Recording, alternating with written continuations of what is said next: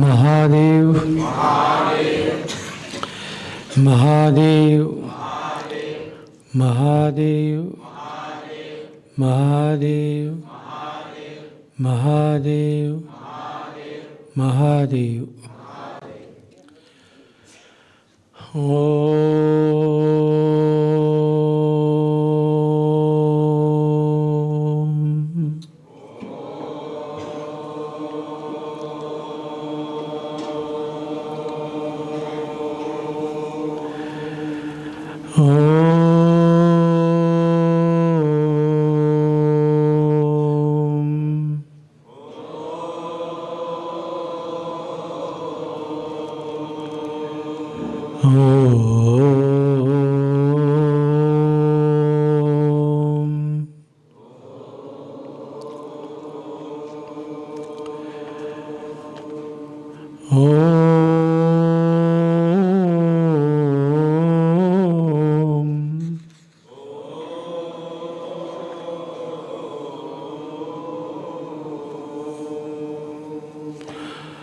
पूर्णमदः पूर्णमिदं पूर्णात्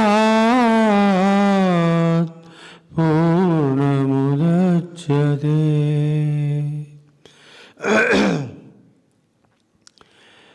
पूर्णस्य पूर्णमादाय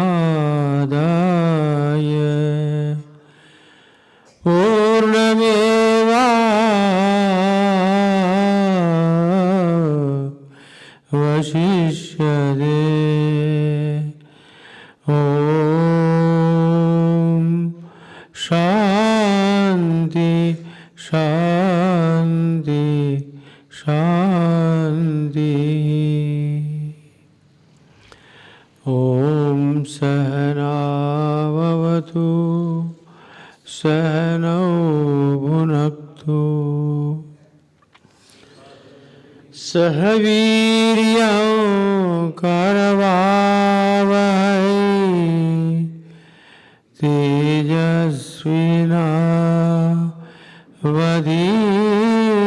तेजस्विनावधीतमस्तु मा विद्विषावहै। ॐ शान्ति शान्ति शान्ति।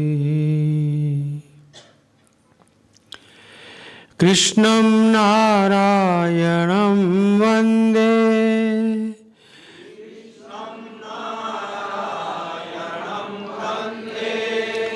कृष्णं वन्दे व्रजप्रियम्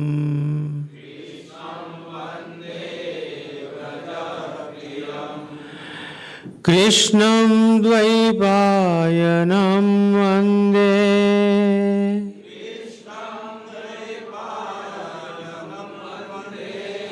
कृष्णं वन्दे पृथासुतम्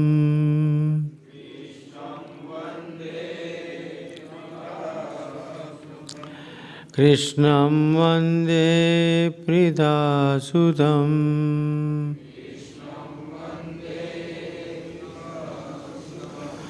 शिवे भक्तिः शिवे भक्तिः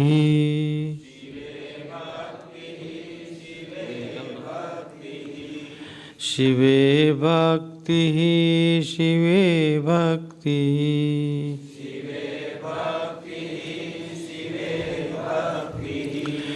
शिवे भक्तिर्भवे भवे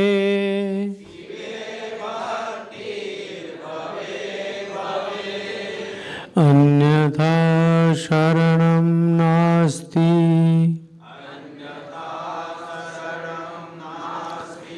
त्वमेव शरणं मम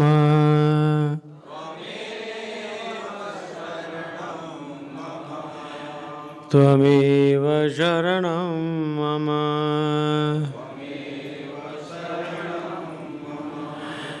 बोल हरि बोल हरि हरि हरि बोल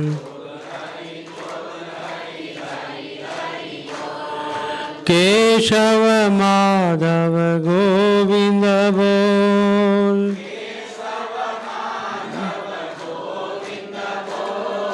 बोल हरि हरि हरि बोल।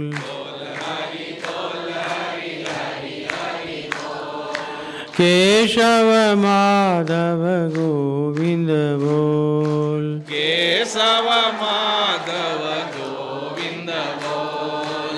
केशव माधव गोविंद बोल। केशव माधव गोविंद बोल। श्री कृष्णचंद्र भगवान की, लीला पुरुषोत्तम भगवान की, श्रीमद्भागवत भगवान की, भाव भावेश्वर महादेव। भगवती पीताम्बरा मात, विद्यानंदेश्वर महाराज, पवनसुत हनुमान की। ओम नमः पार्वती पतये।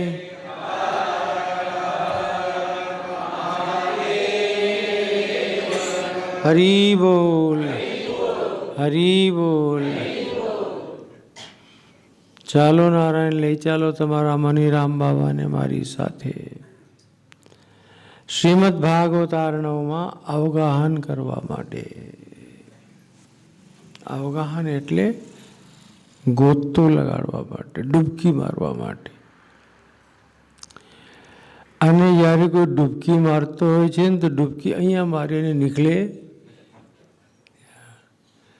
એવી જ રીતે હું બી આ ભાગવતમાં ડૂબકી મારવાનો છું ને તમને બી મરાવવાનો છું.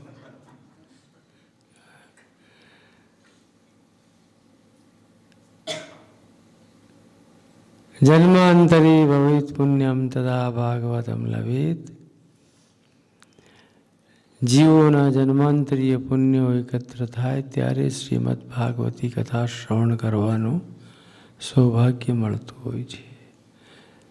નસીબદાર છો તમે બધા જ જે વિદ્યાનંદેશ્વર મહાદેવના પ્રાંગણમાં શ્રીમદ ભાગવતી કથા એ પણ પોતાના સદગુરુના મુખેથી એક યતિ પરમહંસ સંન્યાસીના મુખેથી સાંભળવાનો લાભ મળી રહ્યો છે. બહુ મોટી વાત છે તમારા માટે. હું તો ચિંતન કરી જ રહ્યો છું, પણ આ ચિંતનની સાથે તમે પણ મળી ગયા છો એટલે તમારો પણ નસીબ.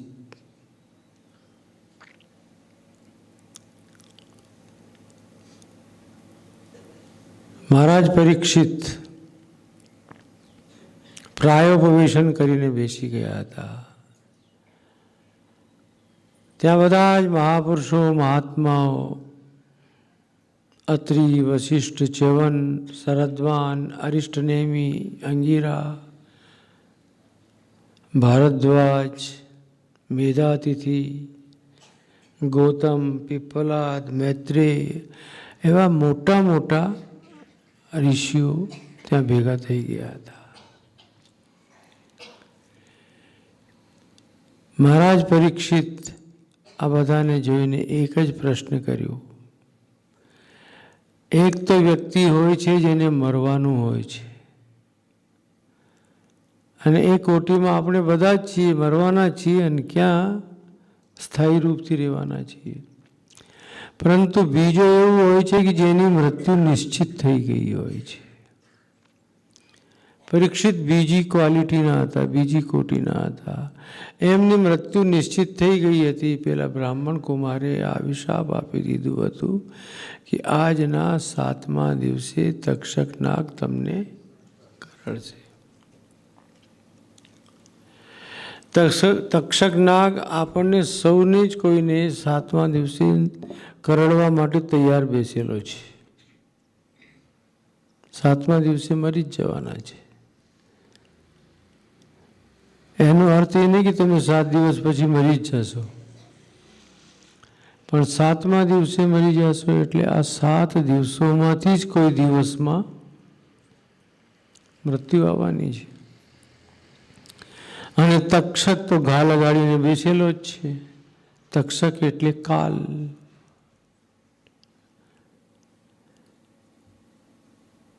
પણ આપણે મરવાનું છે એટલે નિશ્ચિંત છીએ. અરે આજે ક્યાં મરવાના છીએ. હા, એટલે સાંભળી શક્યા તો સાંભળી શક્યા, નહીં તો કઈ વાંધો નહીં. બીજી વાર મહારાજ તો કથા કરવાના જ છે.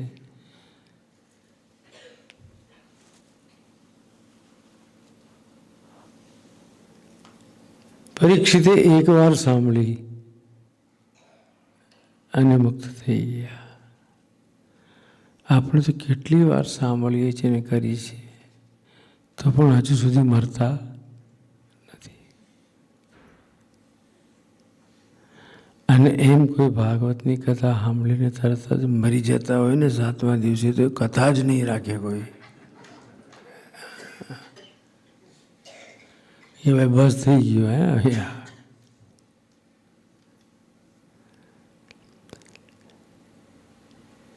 પણ આ મૃત્યુ છે શું, જેનાથી લોકો આટલા ભયભીત બની રહ્યા છે? કાલ તો તમારી સાથે ને સાથે સંકળાયેલો છે. આપણી કથા ક્યારે શરૂ થઈ? 18 તારીખ. આજે કેટલામી છે? 21. કેટલા દિવસ થઈ ગયા? આ 4 દિવસ મરી ગયા કે નહીં? ગયા ને? આવશે પાછા? તો કાલ તો સાથેની સાથે જ છે. અરે હમણાં પણ તમે જુઓ ને, હું આવ્યો હતો ત્યારે 11:01 થઈ હતી, અને હમણાં 11:20 થઈ ગઈ. આ 9 મિનિટ 10 મિનિટ જેટલી બી થઈ ગયો કે 19 મિનિટ થઈ ગયો, આ કાળ આપણે સાથે ને સાથે ખાઈ ગયો કે નહીં? તક્ષક તો પાછે પડેલું જ છે. કાળથી બચવાનો કોઈ ઉપાય છે જ नहीं. इसका तो मुकाबला करना पड़ेगा भाई. सामने कोई आ गया और तुम्हारे साथ झगड़ा करे, तुम चुपचाप बैठे रहोगे क्या? बैठ भी सकते हो, महात्मा हो, सहनशील हो तो, लेकिन कितनी बार तुलसीदास जी महाराज को भी लिखना पड़ा, अतिशय रगड़ करे जो कोई अनल प्रकट चंदन ते होई. बहुत ज़्यादा अगर तुम रगड़ोगे तो जो शीतलता का स्वभाव वाला चंदन है उसमें से भी आग निकलेगी. घर्षण करोगे तो आग निकलेगी. क्या સુધી બેસી રહેશો?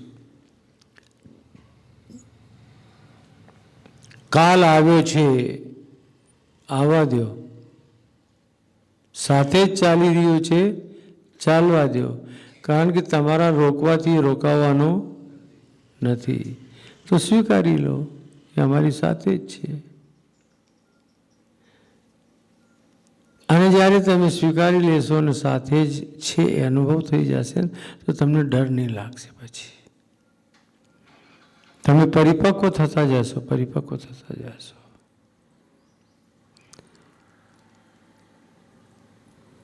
कभी कभी मैं सोचता हूँ कि तुमको ये सिखाऊं कि तुम सोचो इस बात को कि दिन में एक बार भी कम से कम सोचो कि मृत्यु हमारे साथ है. मृत्यु हमारे साथ है. और मृत्यु का स्मरण रहेगा ना बच्चों, तो अपने आप हरि स्मरण होगा. કારણ કે કોઈ મરવા માંગતો નથી, એટલે પ્રભુનું સ્મરણ કરશે કે મારી રક્ષા કરો. તો કાલ બધાની સાથે સંકળાયેલું જ છે, તક્ષક બધાની સાથે સંકળાયેલું જ છે, અને 7 જ દિવસમાં આવવાનું છે એ બી નક્કી જ છે. વિદ્વાન મહાપુરુષો આવેલા છે, ઋષિઓ આવેલા છે.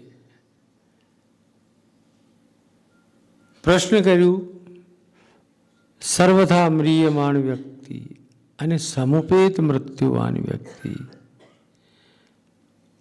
એમના માટે કયું કર્તવ્ય છે? સમુપેત મૃત્યુનો અર્થ થઈ ગયો મૃત્યુ મળવાની છે, અને મ્રિયમાણનો અર્થ થઈ ગયો બસ હવે અભિશાપ મળી ચૂક્યો છે એટલે મરવાનું કાલ નિશ્ચિત થઈ ગયો છે, સમય નિશ્ચિત થઈ ગયો છે. તો મારા માટે કર્તવ્યતા શું? બધા ઋષિઓએ કાંઈ જવાબ આપ્યું નથી. એકબીજાના મોઢા જોવા લાગ્યા. એ ભણેલા નહોતા? નહીં. એ બધા જ ઋષિઓ મંત્રદ્રષ્ટા છે. એ બધા જ ઋષિઓ એક એક દર્શન શાસ્ત્રના પ્રણેતા છે, રચયિતા છે. ન્યાય માટે કીધું તો ગૌતમ આવેલા છે, કણાદ આવ્યા છે, એ નવ્ય ન્યાયના છે. જૈમિની આવેલા છે, એ મીમાંસાના છે. જેટલા બી આપણા દર્શનો છે એ દર્શનોના રચયિતા મહાત્માઓ અહીંયા બેસેલા છે, પરંતુ કોઈ બોલતો નથી. બધામાં જ મતભેદ થઈ રહ્યા છે કે હા મારો સિદ્ધાંત કરશે તો એમ થશે ને મારો સિદ્ધાંત કરશે તો એમ થશે, પણ મારા સિદ્ધાંતથી જ આ મુક્ત થશે એવું કોઈ જોર લગાડીને બોલતો નથી. એટલામાં જ ત્યાં પહોંચી જાય છે. તત્રાભવદ ભગવાન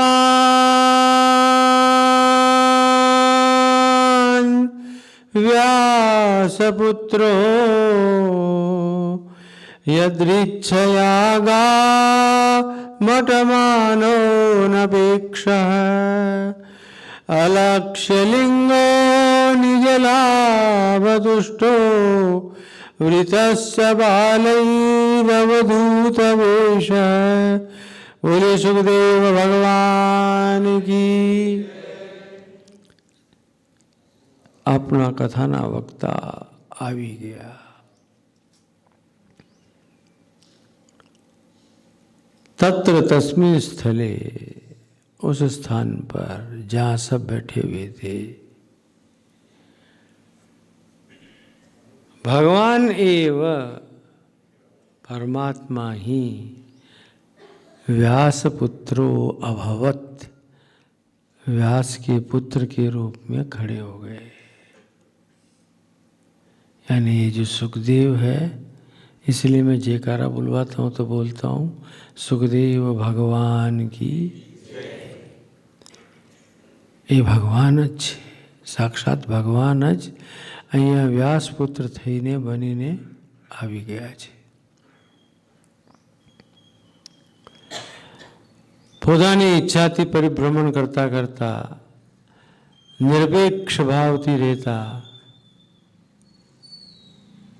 જેમને લોકો ઓળખી જ ન શકે એવી સ્થિતિમાં રહેતા. એટલે છોકરાઓ પાછળ આવી ગયા, ઘણા બધા છોકરાઓ ભેગા થઈ ગયા અને પાગલ જા રહા है, पागल जा रहा है ऐसा बोलने लग गए, क्योंकि अवधूत थे. છોકરાઓને લાગ્યું कि कोई पागल है, अलक्ष्य लिंग है, कोई पहचान सकता नहीं.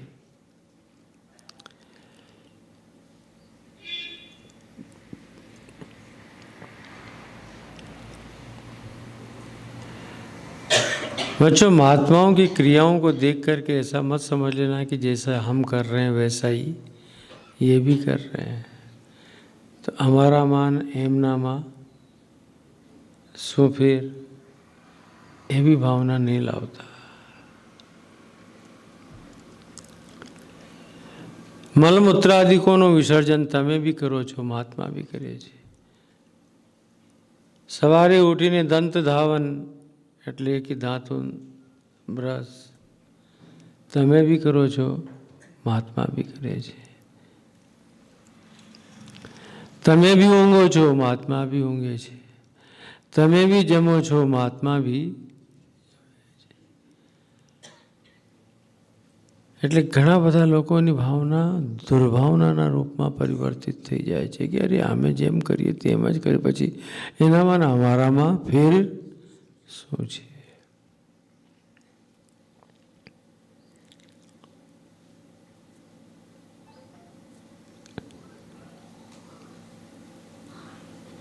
મારે બોલવાનું ઘણું છે આજે, એટલે વધારે કંઈ વ્યાખ્યાન એનું નથી કરતો, પણ તમને સંકેત કરું છું. ક્યારેય ગુરુજનોમાં દેહ દૃષ્ટિ ન રાખતા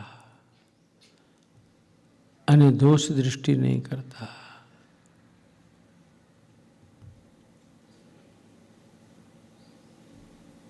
महात्मा की जो मनोदशा होती है ना बच्चों, वो तुम्हारी मनोदशा से बहुत ऊपर होती है. भले व्यवहार दशा में तुम्हारे साथ जो भी व्यवहार कर रहे हो, आओ बैठो भाई क्या लोगे, आशीर्वाद, ये क्रियाएं होती रहती है, लेकिन वास्तविकता उनका जो हृदय है, उनका जो मन है, वो कहीं और होता है. दो संत बहुत ही अच्छे थे, गंगा तट के ऊपर बैठे हुए थे. ख्याति अपने आप होने लगती है. कस्तूरी की सुगंध को फैलाना नहीं पड़ता, वो अपने आप फैलती है. વાતો થવા લાગી, બહુ સારા સંતો આવ્યા છે, મોટા સંતો આવ્યા છે, એટલે લોકો દર્શન કરવા જવા લાગ્યા.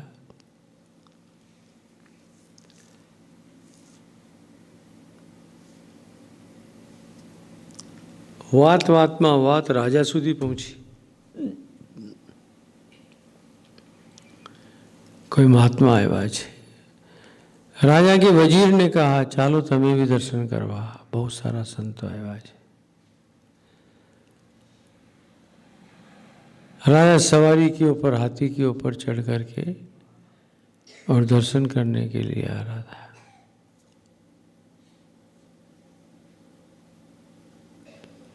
लेकिन कुछ दूर हाथी के ऊपर बैठा था, फिर उतर गया नीचे. संतों के पास पहुंचा.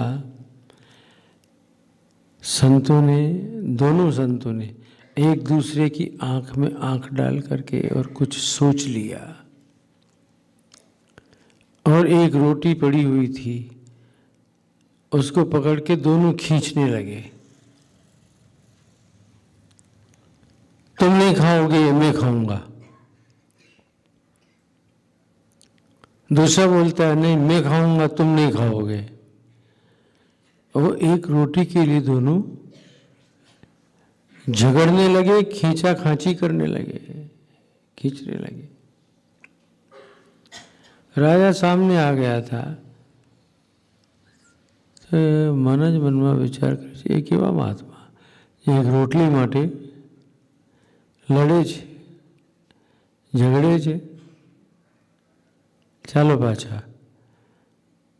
એટલે તે મળ્યા વગર, પગે લાગ્યા વગર પાછો થઈ ગયો. થોડીક દૂર ગયો હશે રાજા, બંને મહાત્માઓ ઊભા થઈને તાળી પાડવા લાગ્યા.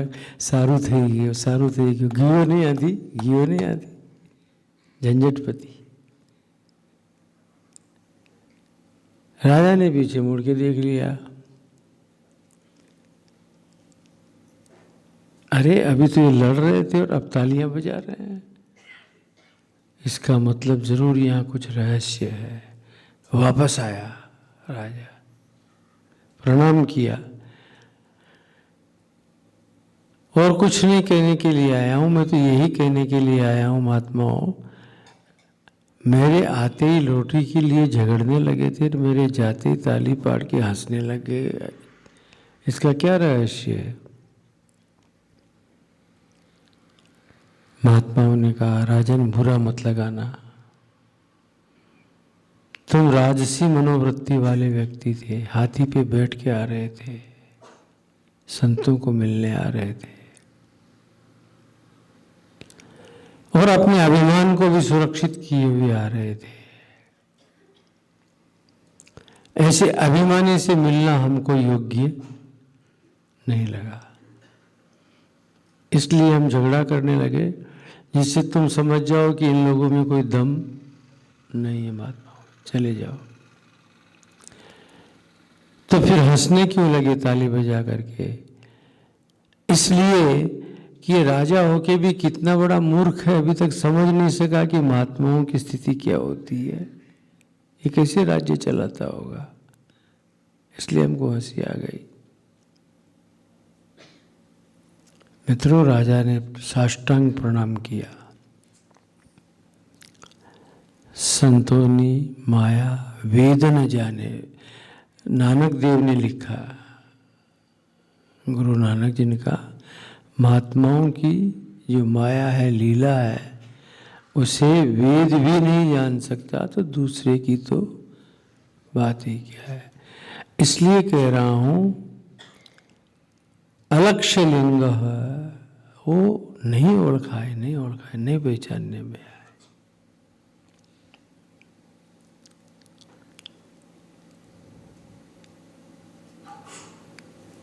સ્ત્રીઓ માટે કહેવામાં આવે છે કે આખી જિંદગી પુરુષ રહી લે તો બી નથી ઓળખી શકતો કે, અને દાવો નથી કરી શકતો કે મેં ઓળખી ગયો છું તને.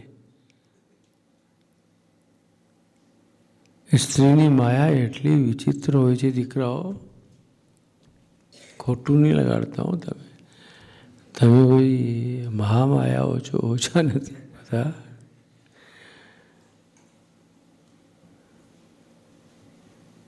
ओळखी न सके कोई, साथ रह करके नहीं पहचान सकता तो दूर से बैठा बैठा क्या पहचान लेगा।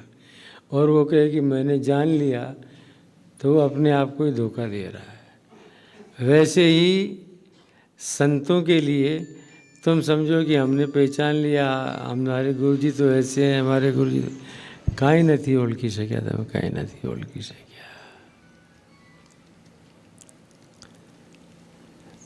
बाल ही अवधूत वेश है, बालकों से गिरे हुए अवधूत वेश में आ रहे हैं सुखदेव। लेकिन जो उस सभा की ओर आए, सारे के सारे ऋषि खड़े हो गए, स्वयं राजा खड़े हो गए, उनका सम्मान करने लगे। आ बधु જ્યારે પેલા છોકરાઓ એ જોયું ને, એ તાળી પાડતા પાડતા આવી રહ્યા હતા, ગાંડો ગાંડો કહેતા આવી રહ્યા હતા, એ લોકોએ જોયું તો એકદમ સ્તબ્ધ બની ગયા અને વિચાર કરતા થઈ ગયા, યાર આપણે તો કંઈ બીજું જુદું જ સમજતા હતા, આ તો કંઈ બીજું જ લાગે છે, કોઈ મોટો માણસ લાગે છે। જેમના આવવાથી બધા ઊભા થઈ ગયા। इसलिए मैंने कहा कि समझना बड़ा कठिन होता है, महात्माओं को समझना कठिन होता है। महात्मा आपके साथ में, सदगुरु आपके साथ में सामान्य जीवन जीते हैं, वो उनकी कृपा है, तुम्हें नजदीक लेने के लिए ऐसा करते हैं।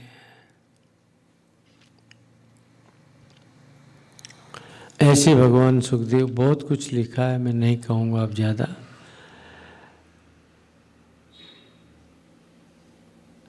महाराज परीक्षित ने उठ करके उनका सम्मान किया और जो प्रश्न ऋषियों से किया था वही प्रश्न इनसे भी किया। मेरी मृत्यु निश्चित हो चुकी है, 7वें दिन मुझे तक्षक आकर के काटेगा, मेरे पास जीवन 7 ही दिन का बचा है। हे महानुभाव, आप आए हैं मुझ पर अनुग्रह करने के लिए, मेरी कर्तव्यता का विधान कीजिए, मारे शू करवू જોઈએ આ સ્થિતિમાં आप મને उपदेश आपो। किसका श्रवण करना चाहिए, किसका जप करना चाहिए, किसका स्मरण करना चाहिए, किसका भजन करना चाहिए, या इससे कोई और अन्यत उपाय हो तो वो आप हमको बता सकते हैं। मैं जानता हूँ कि आपके पास समय का बहुत अभाव है, फिर भी आप मेरे लिए कृपा करके आए हैं। आप एक स्थान के ऊपर एक गाय को दूने में जितना समय लगता है उससे ज़्यादा टिकते नहीं है, रहते नहीं है। फिर भी मेरी जिज्ञासा है, मैं आपकी शरण में आया हूँ, तब सूत जी महाराज ने कहा, प्रत्यभाषत धर्मज्ञो भगवान बादरायणी। शरणागति रूप धर्म को जानते थे भगवान सुखदेव, क्योंकि भगवान ही है ना, और शरणागति तो भगवान की ली जा सकती है न बच्चों।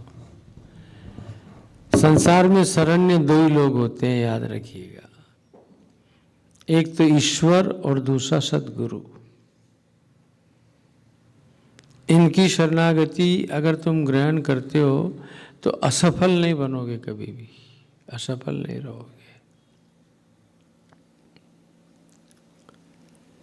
ओम नमो भगवते वासुदेवाय। ओम नमो भगवते वासुदेवाय। ओम नमो भगवते वासुदेवाय।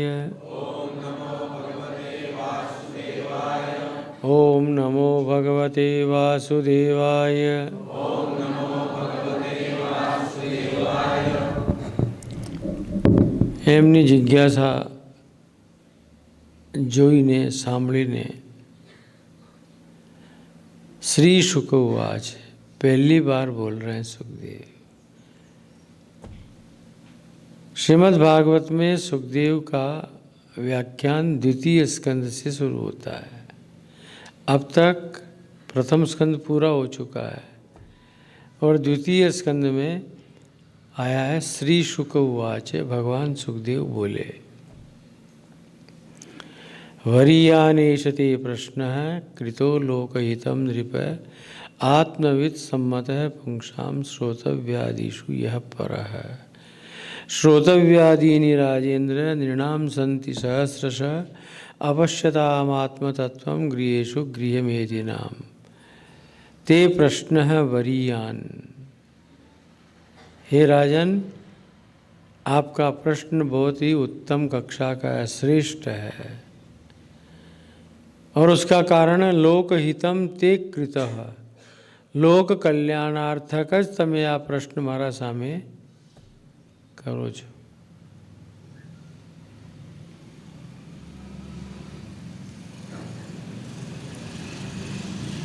નૃપ શબ્દથી પરીક્ષિતને સંબોધન કરવામાં આવ્યું છે। यहाँ લોકહિતમ નૃપ। નૃપ શબ્દનો અર્થ હોય છે નૃન પાતીતિ નૃપ, જે મનુષ્યોનું संरक्षण करे એનું નામ नृप। वही राजा हो सकता है जो अपनी प्रजा की रक्षा करे। आत्मवेत्ताओं की सभा में आपके इस प्रश्न का बहुत सम्मान होगा, बहुत सम्मान होगा। श्रवण करने के लिए संसार में बहुत सारे साधन हैं, बहुत सारी चीजें हैं, बहुत सारी बातें हैं, लेकिन जब तक आत्म तत्व को देखने की प्रबल इच्छा, जिज्ञासा, निष्ठा नहीं जागृत होती है जिस जीव में, तब तक कितना ही कोई श्रवण कर ले राजन, उसे लाभ नहीं होता है।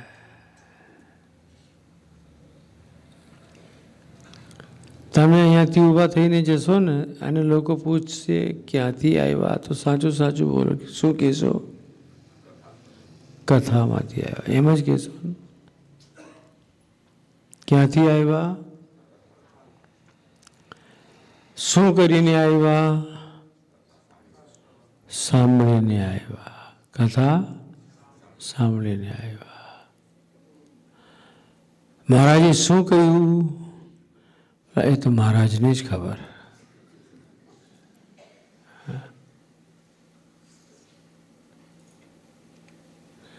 ભાઈ તમે શું કરવા ગયા હતા?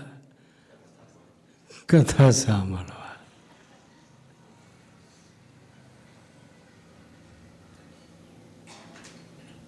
उसी के ऊपर टकोर करते हुए कह रहे हैं सुखदेव, अपश्यताम आत्मतत्वम।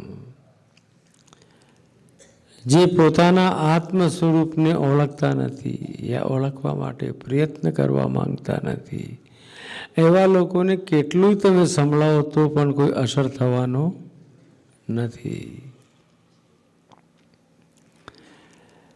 निद्रा के द्वारा रात्रि, भोग भोगने के द्वारा रात्रि अवस्था समाप्त हो रही है और दिन परिवार का पालन पोषण करने के लिए कमाई करने में जा रहा है। बहुत सारी वस्तुओं को एकत्र कर लिया है, बहुत परिवार भी इकट्ठा हो गया है।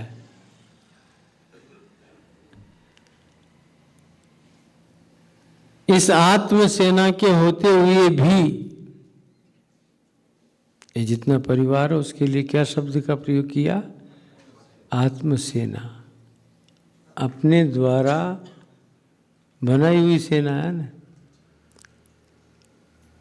एक हमारे मिलिट्री के रिटायर व्यक्ति थे, वो कहा करते थे अगर हमारे बाप दादा मरते नहीं तो सेना हमारी होती, कमांडर हम ही होते, पूरी फौज हो जाती न तब तक। तो वर्तमान में भी तो तुमने अपनी आत्मसेना इकट्ठी कर रखी है। इसमें देख रहे हो कोई बीमार पड़ रहा है, कोई हॉस्पिटलाइज हो रहा है, दवाखानाમાં ભરતી થાય છે, કોઈ ગોવિંદાય નમો નમઃ પણ થઈ જાય છે। આ બધું નજરે જોઈ રહ્યા છો, છતાં પણ કાંઈ અહીંયા ચોટ लागती નથી।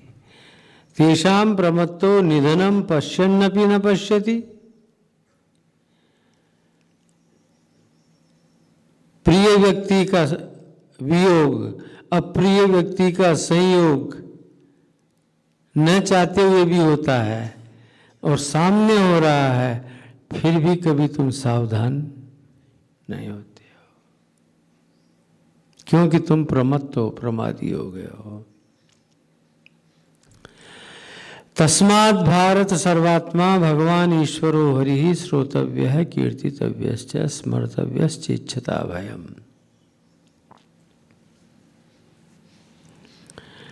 इसलिए हे राजन,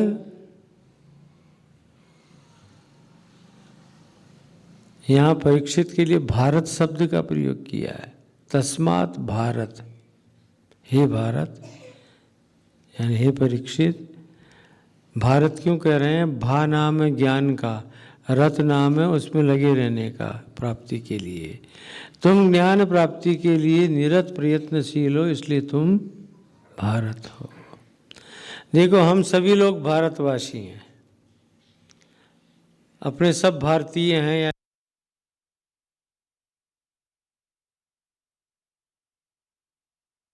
लोग ज्ञान मार्ग के उपासक हैं।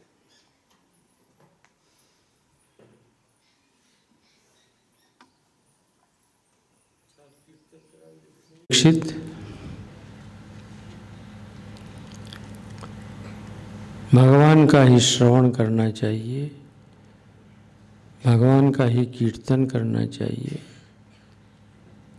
श्रवण भागवत के द्वारा कर रहे थे, कीर्तन अभी ईश्वर भाई करवा ही रहे थे।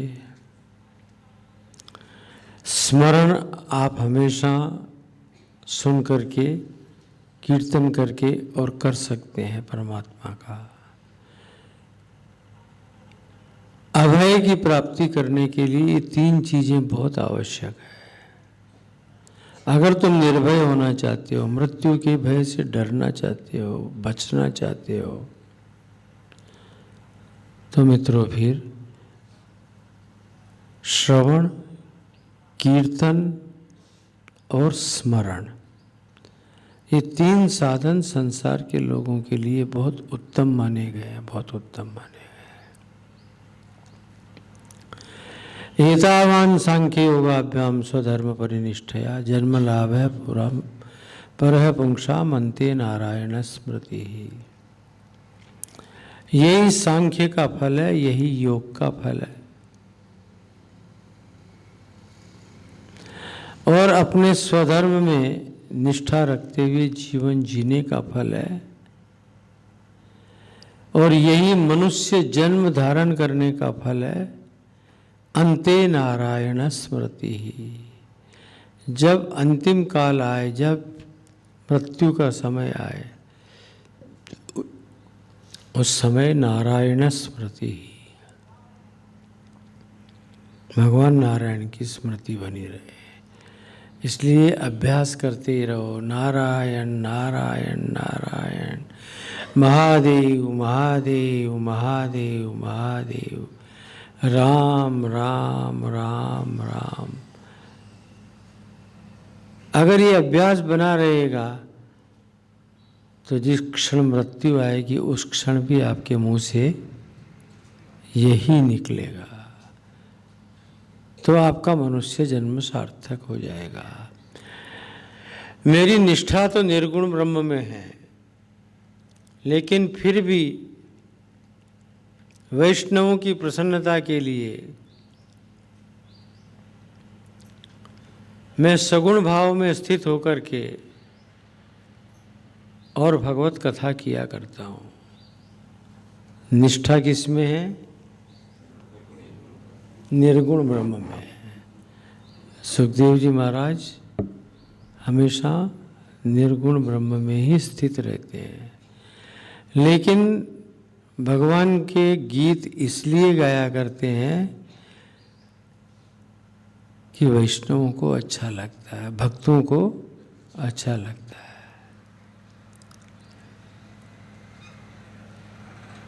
18 तारीख के पहले सब लोग यहाँ के बैठते थे क्या इतने? नहीं नहीं। और जब भागवत शुरू हो गई तो आ गए ना। किसके कारण आ गए? भागवत के कारण आ गए, क्योंकि भागवत भगवान के गुणों का गान है, और जहाँ जहाँ भी भगवान के गुणों का गान होगा वहाँ के ऊपर शांति, संतोष, आनंद, इसकी अनुभूति होगी ही होगी। और संसार में जीव तो दुखी है, दुखियों की कोई कमी है क्या? जिसको देखो वो रड़ता ही रड़ता मिलेगा, हंसता तो कोई कोई मिलेगा।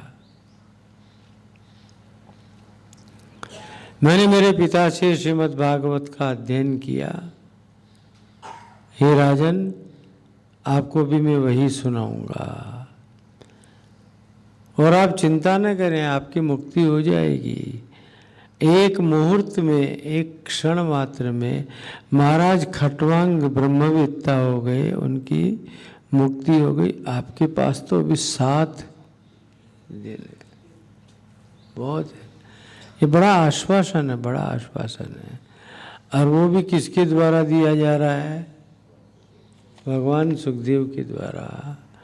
और सुखदेव तो बिल्कुल विरक्त है, उनको कोई राजा से माल मिलेगा ऐसी तो उनकी अपेक्षा ही नहीं है। लंगोट तक तो लगा के नहीं बैठा है, तो कपड़ा भी नहीं पहनता तो क्या कपड़ा मांगेगा, है ना? मतलब विरक्ति की पराकाष्ठा है सुखदेव, वैराग्य की पराकाष्ठा है सुखदेव। इसलिए वैराग्यवान अधिकारी पुरुष ही श्रीमद् भागवत के वक्ता होते हैं, तो हृदय के ऊपर प्रभाव पड़ता है उसका। भगवान सुखदेव ने महाराज परीक्षित को विराट पुरुष की धारणा बतलाई और उसी का ध्यान,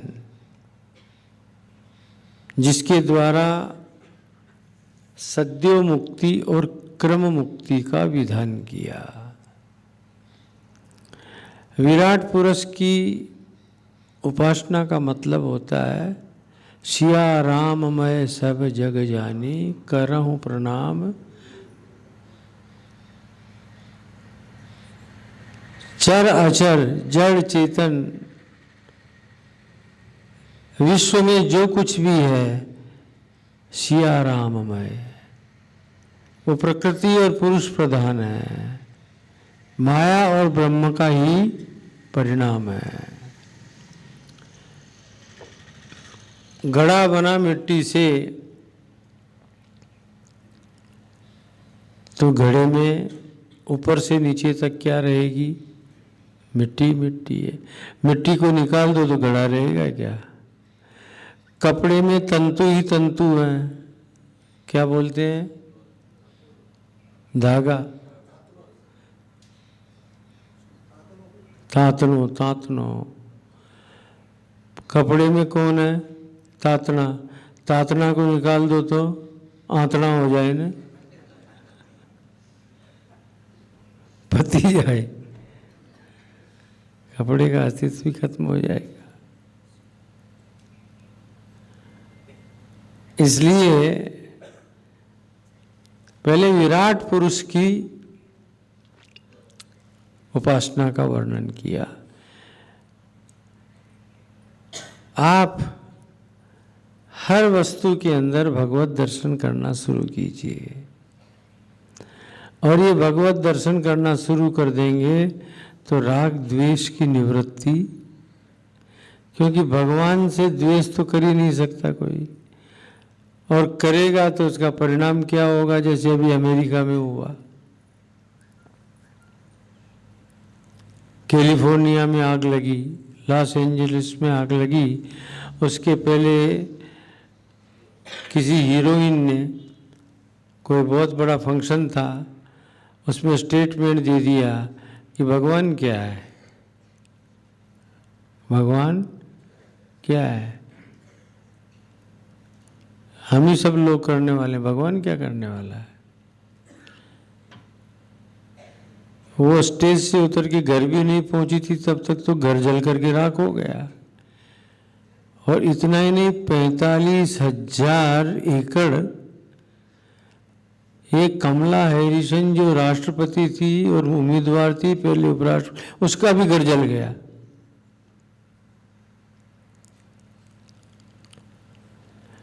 कभी भी बेटा भगवदीय सत्ता को चैलेंज करना चाहिए नहीं। आप आपस में लड़ाई करते हैं तब भी देखो क्या बोल देते हो पता है, तू हूँ समझे, हाँ मने तू શું સમજે છે, એ બોલવાનો અર્થ શું, मतलब શું, तुम मुझे क्या समझते हो, ऐसा बोलते हैं ना। फिर बहुत गुस्सा होता है ना, इसलिए बोल देता है जानते नहीं हो मैं भी कुछ हूँ, मैं भी। फिर सत्य बोल दिया, पहले तो क्या बोला, क्या समझते हो मुझे, फिर वो क्या बोलता है, मैं भी कुछ हूँ। तो तुम्हारी सत्ता है क्या। अरे समुद्र की एक बूंद, और वो बूंद जाकर के समुद्र से टकराए और कहे क्या समझता है समुद्र मेरे को, तो देख मैं भी कुछ हूँ, क्या परिणाम निकलेगा, वही आग लगेगी। हमारे यहाँ की संस्कृति बच्चों आप लोगों को हमेशा ये सिखाती है, और वेदांत दर्शन तो इसीलिए बहुत आवश्यक है जीवन में, क्योंकि वो सर्वत्र ब्रह्म दर्शन की बात करता है। और ब्रह्म दर्शन की बात इसलिए करता है कि जिससे राग द्वेष की कमी हो जाए, काम क्रोध लोभ मोह भय मत्सरादिकों की कमी हो जाए, निवृत्ति हो जाए, और तुम केवल और केवल चैतन्य का दर्शन करो, ब्रह्म का दर्शन करो, आनंद लो। इसी भाव से ये उपदेश किए जाते हैं। और इसीलिए यहाँ के ऊपर पहले विराट पुरुष की बात की गई कि जगत जितना भी है, पृथ्वी आकाश पाताल तलातल लोक, इन सभी की सत्ता केवल और केवल मात्र चैतन्य से है, भगवान से है। उनकी धारणा कीजिए। जब भगवत धारणा करते करते आपका चित्त शांत होने लगे, तब सगुण साकार विग्रह भगवान का सामने आए, और एक एक अंग के ऊपर एक एक अंग की धारणा करते करते उसी स्थान के ऊपर टिक जाओ तो वो ध्यान हो जाता है। वो फिर क्या बन जाएगा, ध्यान बन जाएगा। जैसे ऐसा मान के चलो चरणों का ध्यान किया, धारणा किया, पहले भगवान के चरणों को धारण किया अपने हृदय में, और फिर देखने लगे वहाँ, वही धारणा परिपक्व हो जाएगी, तब ध्यान बन जाएगा, फिर एकाग्रता हो जाएगी। भगवान के मुख कमल को अपने हृदय में बैठा लो, और आंख बंद रखो चाहे खुली रखो, देखते रहो उसको, देखते रहो। वो मुख कमल की धारणा, उनकी मुस्कान, उनका हंसना तुम्हें इतना आकृष्ट करेगा और एकाग्र बनाएगा कि वही धारणा ध्यान बन जाएगी, वही ध्यान बन जाएगी। धारणा ही मूल में है ध्यान के। और जब ध्येयाकारावृत्ति हो जाती है ना बच्चों, तब धारणा, ध्यान और ध्येय, ये त्रिपुटी एक हो जाती है। ये त्रिपुटी एक हो जाती है। और जिस क्षण ये त्रिपुटी का आपको अनुभव हो जाएगा एक होने का, उस समय आनंद की पराकाष्ठा होगी। चाहे तो तुम तत्काल भी मुक्त हो सकते हो, चाहे तो ब्रह्म लोकादिकों में यात्रा करते हुए भी मुक्त हो सकते हो। वासुदेवी भगवती भक्ति योगो यतो भवेत तस्मात् सर्वात्मना राजन हरि ही सर्वत्र सर्वदा श्रोतव्य है कीर्तितव्यश्च स्मर्तव्यो भगवान नृणाम। हे राजन, भगवान का ही हमेशा हर देश, हर काल, हर वस्तु, हर परिस्थिति में स्मरण करना चाहिए। उन्हीं की कथाओं का श्रवण करना चाहिए, उन्हीं का कीर्तन करना चाहिए। पिबन्ति ये भगवत आत्मनः सतां कथामृतं श्रवणपुटेषु संभृतं पुनन्ति ते विषय विदूषिताशयं व्रजन्ति तच्चरण सरोरुहान्तिकम्। આ એ છે ને બંને, એ દ્રોણા છે, દ્રોણ દાલ પીવાના. જમું ત્યારે દ્રોણમાં દાલ નાખે, વાટકી, દળિયામાં દાલ નાખીને પીવો ને, તો એમાં એવી શું છે? દળિયા છે. અને આ દળિયામાં ગુરુજી તમને હું રાંધીને આપી રહ્યા છે, તો કથામૃતમ. શું આપી રહ્યા છે? આમાં ભરો, આ કથામૃતમ આમાં ભરો. અને ભરીને કરવાનું શું? પીબંતી, પીવાની શરૂઆત કરો. જેમ જેમ તમે આ કથામૃતનું પાન આ દ્રોણા વડે કરશો, આ દળિયા વડે કરશો, તમારું જે હૃદય છે એ વિષય વિદૂષિત અંતઃકરણ ભગવત કૃપાનું પાત્ર બનતો જશે. જે વિષયોનું ચિંતન કરી રહ્યો હતો એ ભગવાનનું ચિંતન કરવા લાગશે. જે વૈષયિક પદાર્થોનું ચિંતન કરી રહ્યો હતો એ ઐશ્વર્ય પદાર્થ પરમાત્માનું ચિંતન કરવા લાગશે.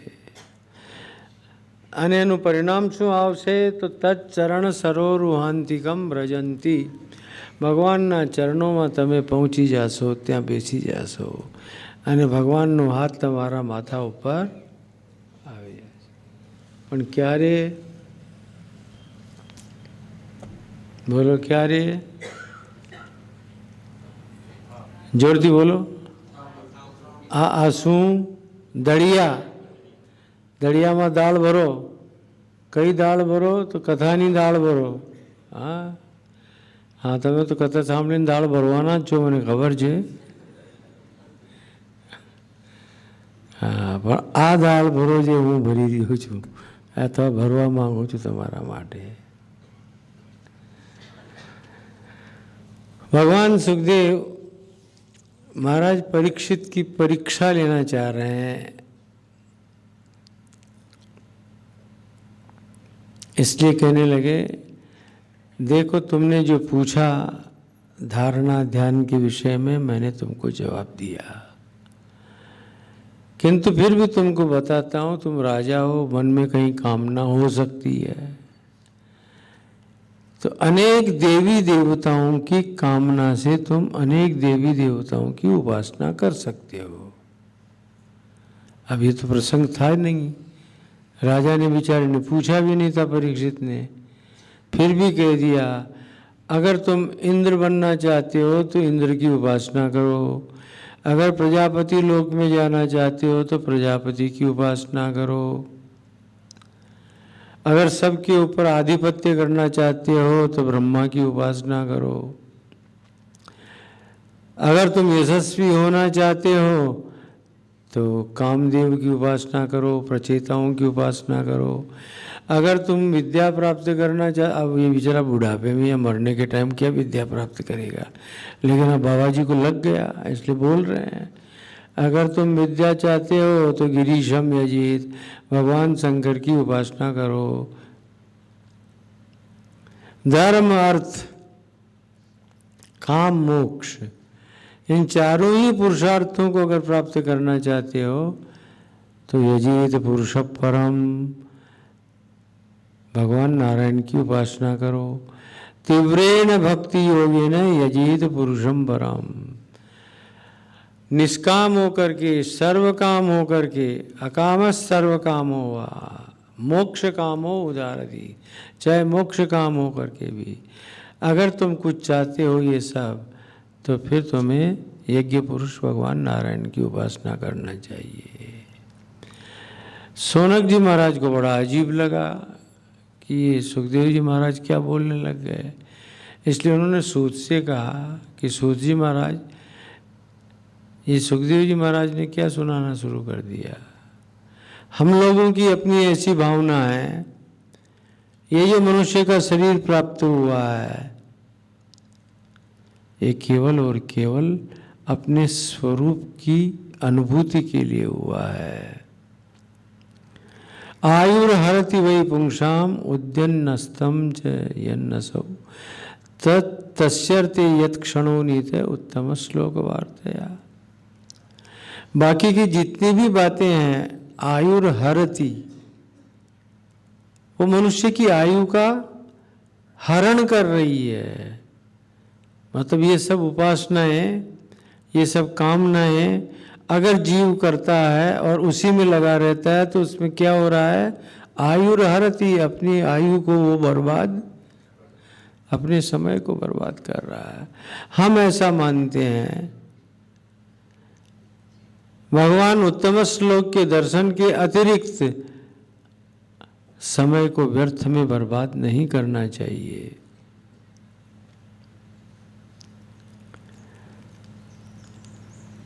इन कानों के द्वारा अगर भगवत कथा का श्रवण न किया गया हो, हे सूत, तो हम मानते हैं ये कान नहीं है, ये तो सांपों के रहने के बिल हो गए हैं, बिल। जिह्वा है और इससे भगवान का नाम नहीं लिया तो मेंढक की टर टर में और जिह्वा में कोई अंतर नहीं रह जाएगा। ये माथा अगर संतों के चरणों में, भगवान के चरणों में झुकाया नहीं गया तो केवल माथा शरीर के अंदर बोझा ही बन करके और भार रूप हो जाएगा। इन नेत्रों से अगर भगवत दर्शन नहीं किया, भगवान की प्रतिमाओं का, श्री विग्रह का दर्शन नहीं किया, संतों का दर्शन नहीं किया, अच्छे लोगों का दर्शन नहीं किया, तो फिर मोर की पाँख में और आँख में कोई अंतर नहीं रह जाएगा।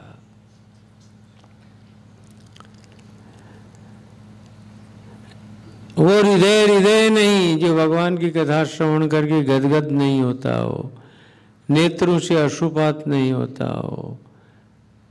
जब हमारी ये मान्यता है तो परीक्षित को ये अन्य विभिन्न देवताओं की उपासना बतलाने का कोई मतलब तो नहीं होना चाहिए। फिर हम आपसे पूछते हैं कि ये सब सुनकर के परीक्षित ने क्या कहा। क्या परीक्षित ने बोला जैसे कि पत्नी की कामना हो तो उर्वशी की उपासना करना चाहिए, तो क्या उर्वशी की उपासना करने बैठ गया? क्या किया परीक्षित ने? सूत जी महाराज कहते हैं आप लोग ठीक कह रहे हैं। भगवान सुखदेव के इस तरह से कहे जाने पर परीक्षित ने कहा, हे भगवान, मैं केवल और केवल भगवान वासुदेव में आत्मभाव किस तरह से सुदृढ़ हो सकता है वही सुनना चाहता हूँ, बाकी और कोई बात नहीं सुनना चाहता।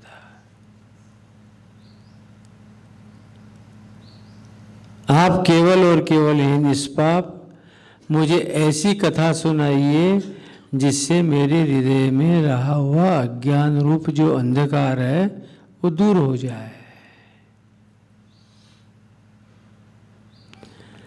और भी सुनाना चाहते हैं तो आप ये सुनाइए भगवान ने किस तरह से इस सृष्टि की रचना की, फिर इसका पालन किया, फिर इसका संहार कर देते हैं। ये उनकी जो लीला है उस लीला के विषय में आप मुझे कुछ सुनाइए, बाकी मुझे और कुछ सुनने में रस नहीं है। मतलब जो जितनी उपासनाएं बतला दिया था उन सबको खंडित कर दिया कि नहीं, हमको ये सब कुछ नहीं चाहिए। और वैसे भी मित्रों जो परमात्मा का हो जाता है, परमात्मा के लिए हो जाता है ना, उसे लौकिकता अच्छी नहीं लगती है। देखो संसार भी तुम्हें एक क्षण तक अच्छा लगता होगा, एक समय तक अच्छा लगता होगा। जो ही 40 वर्ष की चालीसा पार कर जाओगे न, इसीलिए अपने यहाँ चालीसा का बहुत महत्व है। हनुमान चालीसा, शिव चालीसा, दुर्गा चालीसा, ये चालीसा बहुत हैं। और ये चालीसा सब ज़्यादा अच्छे कब लगते हैं, जब तुम चालीसा पूरा कर लेते हो। तुम्हारा चालीसा पूरा होने पर ये सारे चालीसे अच्छे लगेंगे, नहीं तो उसके पहले तो आया ये क्या बात है, संसार जो सुख तो कोई मळे ज नहीं, क्यांय नहीं मळे। रच्चा पच्चा रे मां रच्चा पच्चा रे, मारो धणी मारी धणियाणी, मारो दीकरो।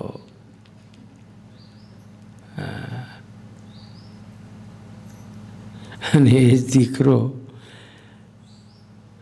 गरम गरम सीरा खिलाने की जगह गरम गरम मेथी पाक खिलाए तो क्यों लागसे।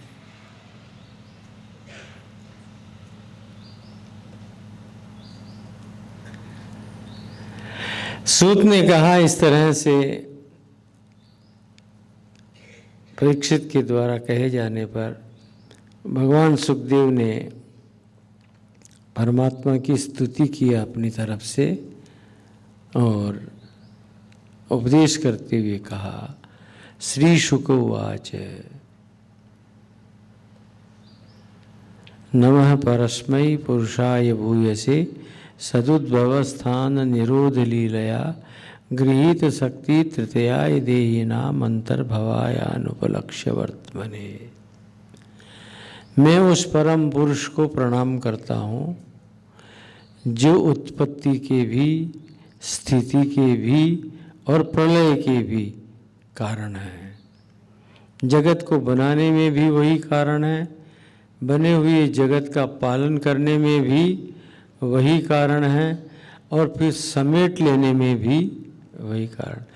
जिस तरह से कोई यात्री ट्रेन में बैठता है तो जाकर के अपनी सीट देखता है पहले, फिर सीट के ऊपर अपना बिस्तरा खोल देता है और उस बिस्तरे के ऊपर जाकर के रात्रि है तो सो जाता है, नहीं तो बैठा बैठा कुछ करता होगा। लेकिन जो स्टेशन आने की तैयारी होती है तो बिस्तरा बांधना कर देता है कि नहीं कर देता है। वही स्थिति है। इस संसार ट्रेन का संचालक जो परमात्मा है वो लाकर के प्लेटफार्म पे जब गाड़ी को खड़ी करता है तब वहाँ के ऊपर सारे जीव आके अपना बिस्तर अपनी अपनी सीटों के ऊपर खोल देते हैं। फिर उनके लिए खाने पीने के लिए वो आ जाते हैं, गर्मा गर्म चाय वाला है, चाय वाला, बटाटा बड़ा वाला है, बटाटा बड़ा, बटाटा बड़ा। स्टेशन पे होता है कि नहीं ऐसा बोलने वाला? हाँ, तो रक्षण होने लगता है। और जब स्टेशन आ जाता है तो बिस्तर बांधना शुरू हो जाता है। तब वो परमात्मा भी सर्ग की स्थिति और उसके बाद में समेटने की बात। गृहीत शक्ति तृतीयाय देहिनाम अंतर्भवायान उपलक्ष्य वर्तमने।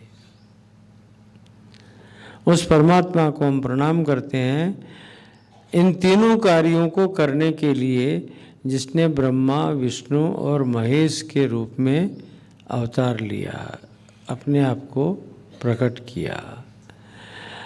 उसी परमात्मा के लिए यहाँ कहा जा रहा है कि वो मेरी वाणी में आकर के विराजमान हो जाएं,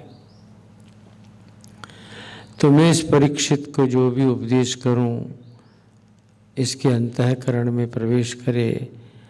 और मैंने जो ये कहा है कि तुम्हें मैं मुक्त करूंगा, एक क्षण में खट्वांग मुक्त हो सकते हैं, तुम्हारे पास तो 7 दिन हैं, तो मेरी वाणी सत्य सिद्ध हो, यथार्थ सिद्ध हो। इस तरह से नारायण सुखदेव जी महाराज ने स्तुति करते हुए भगवान की प्रार्थना किया और इस सृष्टि का जो क्रम था उस क्रम की उत्पत्ति बतलाई, स्थिति बतलाई और उसके बाद में संहार बतलाया। नारायण इसी स्कंद के अंदर चतुश्लोकी भागवत भी आ जाती है।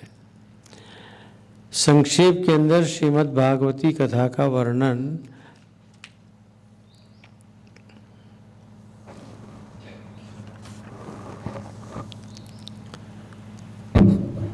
किया गया है। अहमेवासमेवाग्रे नान्यद यत् सदसत् परम पश्चादहम यदि तच्च योऽवशिष्येत् सोऽस्म्यहम् ऋतीर्थम यत् प्रतीयेत न प्रतीयेत चात्मनि तद्विद्यादात्मनो मायां यथा भाषो यथा तमः यथा महान्ति भूतानि भूतेषु चावचेष्वनु प्रविष्टान्य प्रविष्टानि तथा तेषु न तेष्वहम् एतावदेव जिज्ञास्यं तत्त्वजिज्ञासुनात्मनः अन्वय व्यतिरेकाभ्याम यत् स्यात् सर्वत्र सर्वदा। जब ये सृष्टि का क्रम प्रारंभ हुआ था नारायण, ये उत्तरदायित्व ब्रह्मा जी महाराज को सौंपा गया था, लेकिन ब्रह्मा जी के अंदर किसी प्रकार का कोई अभिमान न आ जाए, अपने आप को ही कर्ता मान करके और वह स्वयंभू न समझ बैठे अपने आप को। इसके लिए भगवान नारायण ने ये चतुश्लोकी भागवत का उपदेश ब्रह्मा जी महाराज को किया है कि आप सृष्टि का क्रम प्रारंभ कर रहे हैं, करिए, बहुत अच्छी बात है, लेकिन ये चिंतन करते हुए करेंगे तो आपको भी व्यामोह नहीं होगा और आपके कार्यों में विघ्न भी नहीं आएगा। तो वो क्या कह रहे हैं, देखिए भगवान नारायण, आप जब बनाओ सृष्टि को, रचना करो सृष्टि को, तब ये चिंतन करना अहमेवासमेवाग्रे, यानी मैं स्वयं, जो भगवान नारायण बोल रहे हैं, मैं ही था, मैं ही हूँ और मैं ही रहूँगा। घड़ा बनने से पहले भी मिट्टी, घड़ा है तो भी, और घड़ा फूट जाएगा तो भी मिट्टी रहेगी।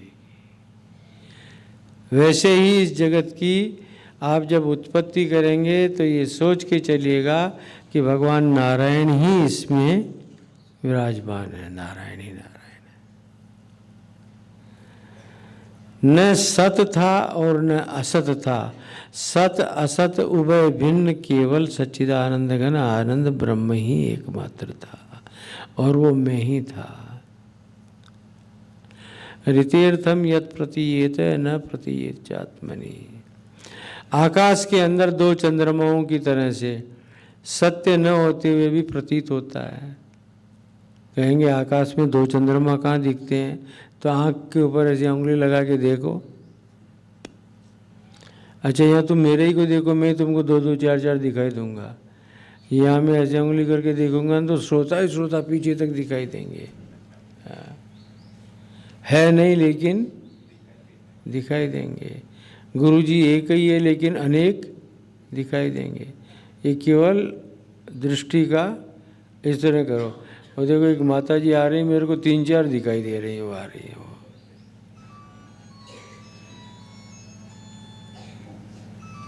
आकाश में चंद्रमा एक ही है, लेकिन दृष्टि दोष के कारण से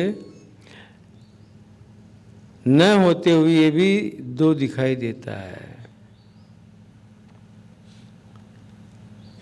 अरे परीक्षित, बंद करके बैठा कर, उसको आता ही नहीं, वो पटक रहा है जोर से।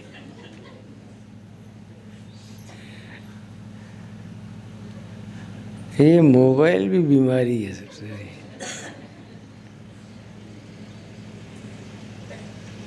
शौक सबको है। पहली बहन चूल्हा ऊपर शाक मूकती हसे तो भी હાલો આમાં મીઠું કેટલું નાખું,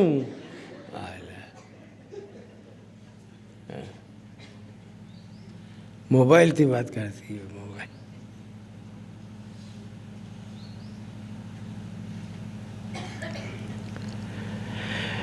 ब्रह्म सर्वत्र है, सर्वव्यापक है।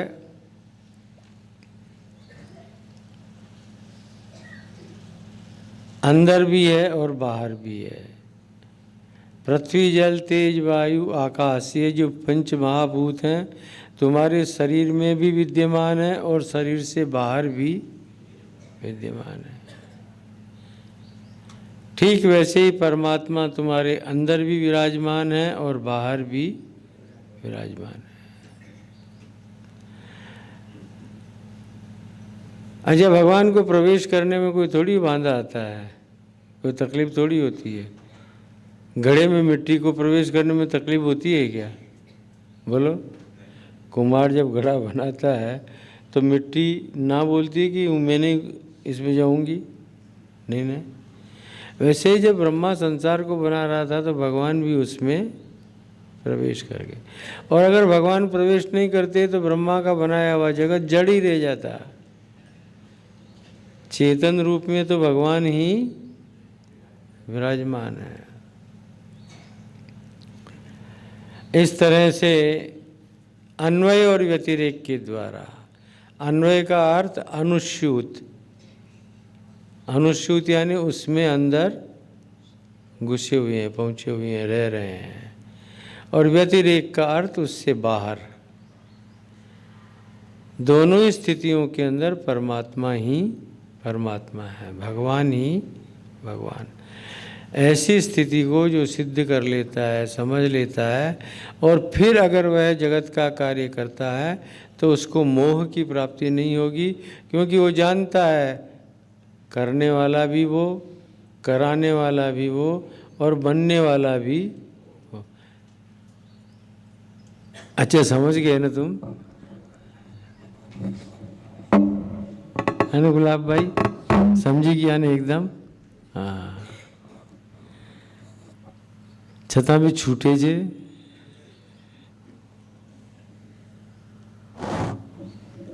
બધું સમજી ગયા છે। अंदर भी वही, बाहर भी वही, छता पर छूटतो नहीं। केम? इसी का नाम माया है, इसी का नाम माया। इस माया से निवृत्त होने के लिए ही ये 10 लक्षणा भागवत का यहाँ के ऊपर विधान हुआ है। नारायण, सर्ग, विसर्ग, स्थान, पोषण, ऊति, मनवंतर, ईशानो कथा, निरोध, मुक्ति और आश्रय। ये 10 लक्षण जिसमें होते हैं वही भागवत होता है। और ये जो श्रीमद् भागवत 18,000 श्लोकों की है, उसके अंदर ये 10 लक्षण विद्यमान है, भरे हुए हैं। अब तक 2 स्कंद पूर्ण हुए, तीसरे स्कंद से सर्ग नाम का लक्षण प्रारंभ होता है। आगे सर्ग, विसर्ग, स्थान, पोषण, ऊति, ऐसे क्रम से ये चलेगा। क्रम बिगड़ेगा जाकर के तो 10वें स्कंद में। हालांकि आचार्य वल्लभ नहीं बिगड़ने देते इस क्रम को, वो कहते हैं नहीं, 10वां स्कंद निरोध है, एकादश मुक्ति है और द्वादश आश्रय है। लेकिन हम लोग इस बात को नहीं मानते, श्रीधर स्वामी इस बात को नहीं मानते, अन्यथा आचार्य भी नहीं मानते। वो कहते हैं 11वां स्कंद निरोध स्कंद है, 12वां मुक्ति है, लेकिन 10वां जो स्कंद है वो आश्रय स्कंद है। वो क्या है? आश्रय स्कंद है। और आश्रय का लक्षण किया है यहीं भागवत के 10 लक्षणों में। आभासस्य निरोधस्य यत्र अध्यवशीयते, जहाँ आभास और निरोध दोनों ही एक स्थान के ऊपर आकर के और विराजमान हो जाते हैं, स आश्रयः परम ब्रह्म परमात्मेति शब्दते। वही आश्रय स्थल परब्रह्म है और परब्रह्म ही 10वें स्कंद के अंदर कहा गया। 10वें दशमो हरि ही, अर्थात वहाँ के ऊपर केवल और केवल मात्र भगवान हरि की ही कथाएं आती है और वे ही आश्रय होकर के विराजमान है 10वें स्कंद में। इस तरह से इन 10 लक्षणों से युक्त श्रीमद् भागवती कथा आप श्रवण कर रहे हैं यहाँ पर। चलिए सर्ग की चर्चा कर लेते हैं। सर्ग उसे कहते हैं जहाँ कारण सृष्टि होती है, विसर्ग उसे कहेंगे जहाँ के ऊपर कार्य सृष्टि होगी। इसको ऐसा समझ लो, मिट्टी रूप में सर्ग और घट रूप में विसर्ग। समझ में आई बात? मिट्टी के रूप में सर्ग और घड़ा बन गया तो विसर्ग। यानी जब तक पृथ्वी जल तेज वायु आकाश ये रहते हुए अपना कार्य कर रहे हैं, तब तक ये सर्गात्मक सृष्टि कहलाती है। ये क्या कहलाएगी? और जब नाम रूप धारण करके यही सृष्टि परिवर्तित और परिवर्धित होकर के सामने आ जाएगी तो विसर्ग बन जाएगी। तब इस तृतीय स्कंद का नाम सर्ग स्कंद माना जाता है। और कथा का प्रारंभ होता है धृतराष्ट्र के घर से। यहाँ पर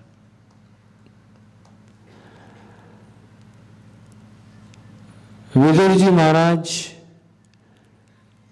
बड़े निष्पक्ष हैं, भगवान के भक्त हैं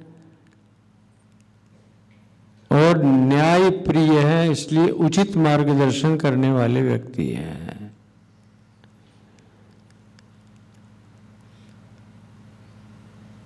परीक्षित ने पूछा कि क्यों करके विदुर जी महाराज, जिनका इतना बढ़िया राजमहल था, सब कुछ सुख संपदा थी, छोड़ के और वन में क्यों निकल गए?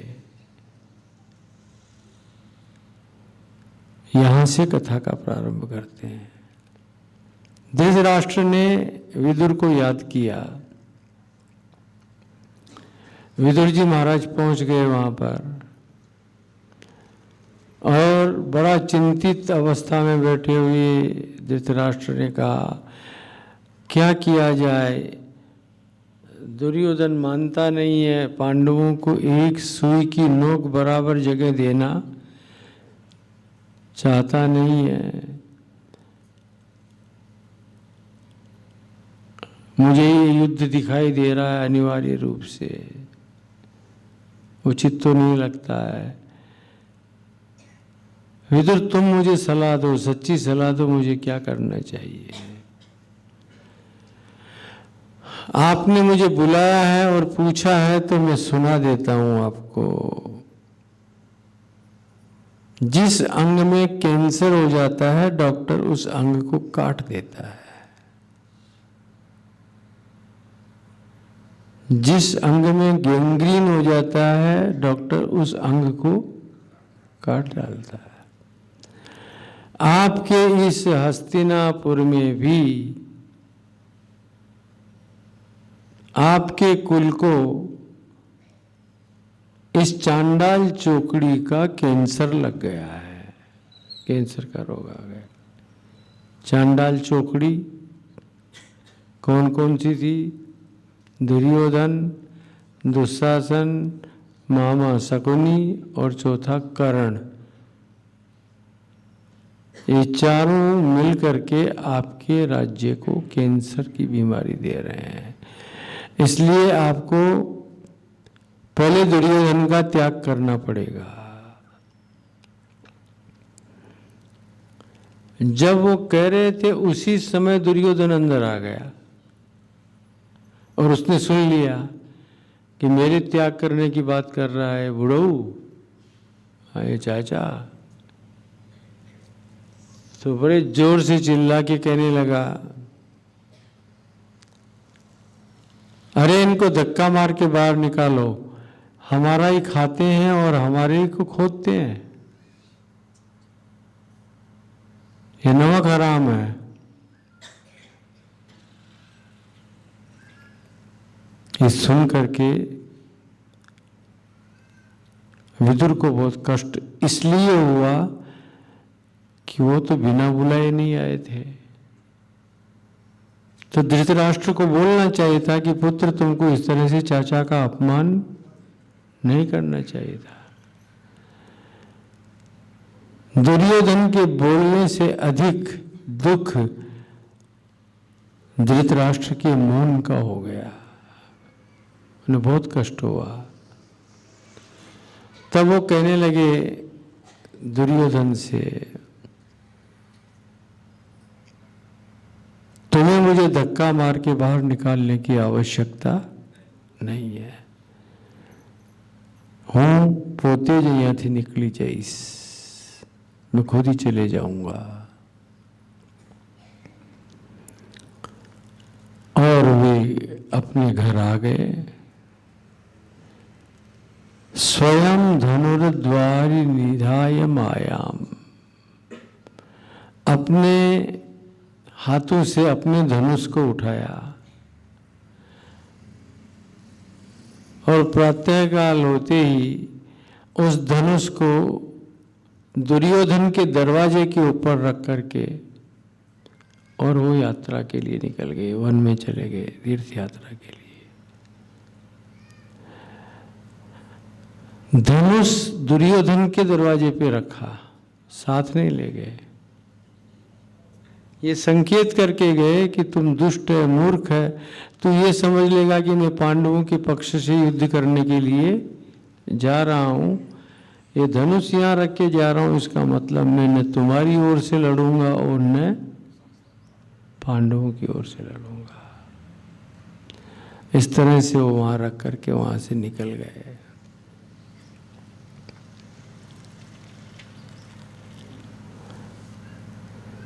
तीर्थ यात्रा करते हुए जा रहे थे। तत्रोद्धवम भागवतम ददर्श, वहीं के ऊपर यमुना जी के तट पर उद्धव जी महाराज का दर्शन हो गया। दोनों एक दूसरे को जानते तो थे ही, उनके अपने स्वजन थे। गले मिलते हैं, आलिंगन करते हैं। गाढ़म कराभ्याम प्रपीड्यत, और फिर एक दूसरे से पूछने लगे, कहो कैसे हो, क्या है। और विदुर जी महाराज ने तो उद्धव जी से भगवान कृष्ण और उनके परिवार के बारे में अनेक सारे प्रश्न कर दिए। भगवान हैं, उनकी तबीयत तो ठीक है, स्वास्थ्य ठीक है, बलराम ठीक है, जिस अनिरुद्ध की गति को कोई रुद्ध नहीं कर सकता था वो अनिरुद्ध ठीक तो है, प्रद्युम्न ठीक तो है। एक एक का नाम ले लेकर के और पूछ रहे थे। ये भाई साहब तो चुपचाप मौन खड़े हैं ऐसे।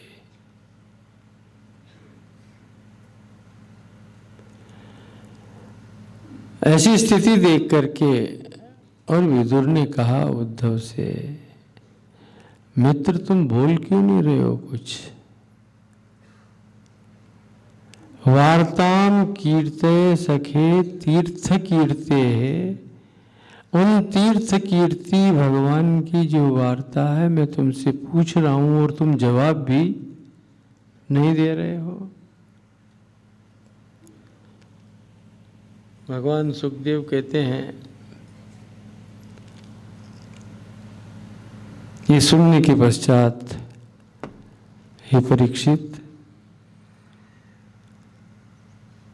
उद्धव ने कहा, दुर्भगोवत लोकोयम, इस संसार का भाग्य फूट गया है, नसीब फूट गया है।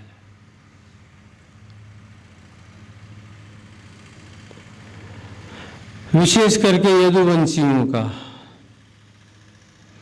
जिस तरह से समुद्र में रहते हुए चंद्रमा को मछलियों ने नहीं पहचाना, वैसे ही परमात्मा को यदुवंशियों ने अपने कुल में रहते हुए भी नहीं पहचाना।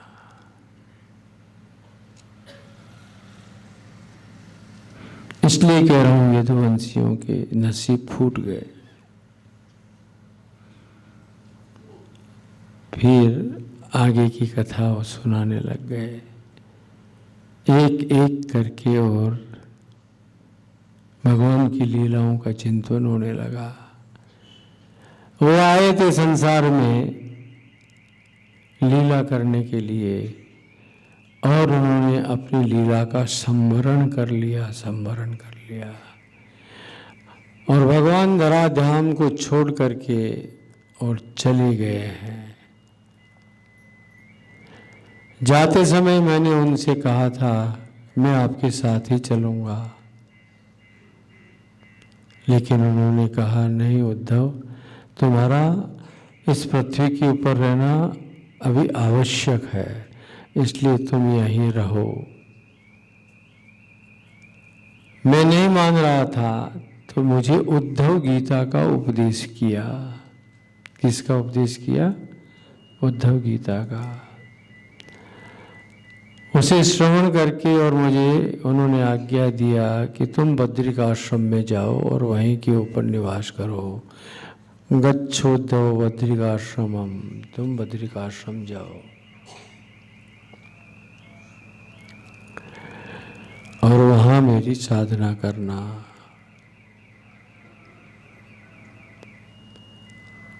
विदुर जी ने कहा, आपको उन्होंने क्या उपदेश किया वो मुझे तो सुना दो। भगवान ने जो भी उपदेश किया हो वो आप मुझे तो सुनाओ।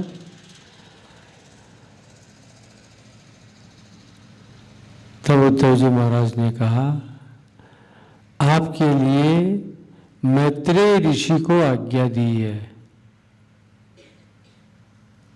वो भी यहाँ थे उस समय जब मुझे उपदेश किया जा रहा था। तब मैत्रेय से कहा है कि विदुर तुम्हारे यहाँ आएंगे, तब तुम उनको मेरी ये जो बात है वो जरूर उनको सुनाना। इसलिए आप मैत्रेय ऋषि के आश्रम की ओर पधारें और मैं अब बद्रिकाश्रम की ओर जाता हूँ। थोड़ा कीर्तन कर लो। शिव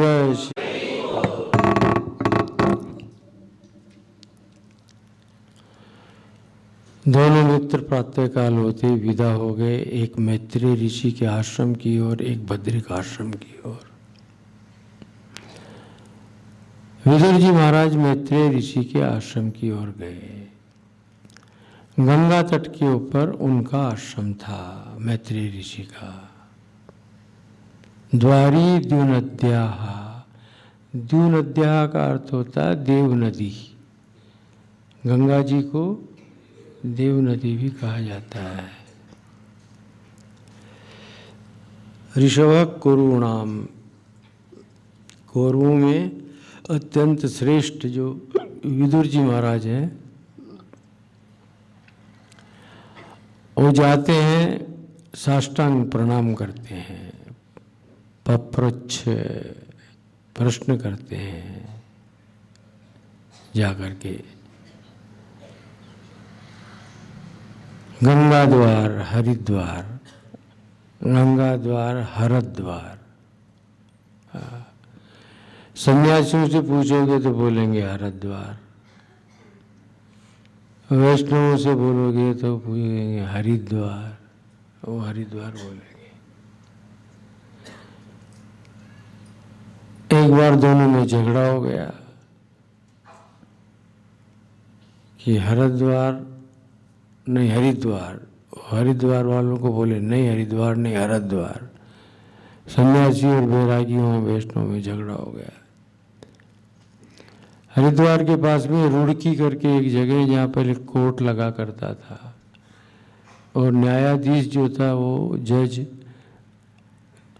लंदन वाला था, विदेशी था, अंग्रेज था। मुकदमा गया साहब, लड़ाई किस बात की है? बोला हरिद्वार कहा जाए कि हरिद्वार कहा जाए। उसने कहा तर्क दो, हरिद्वार क्यों कहा जाए? बोला हमारे हरि बद्रीनारायण के रूप में ऊपर बैठे हुए हैं, उनके यहाँ जाने का यही दरवाजा है, यहीं से ऊपर जाया जाता है, इसलिए इसका नाम हरिद्वार होना चाहिए। सन्यासियों से पूछा कि तुम्हारे पास क्या तर्क है? बोला हमारे महादेव जी केदारनाथ वहाँ बैठे हैं,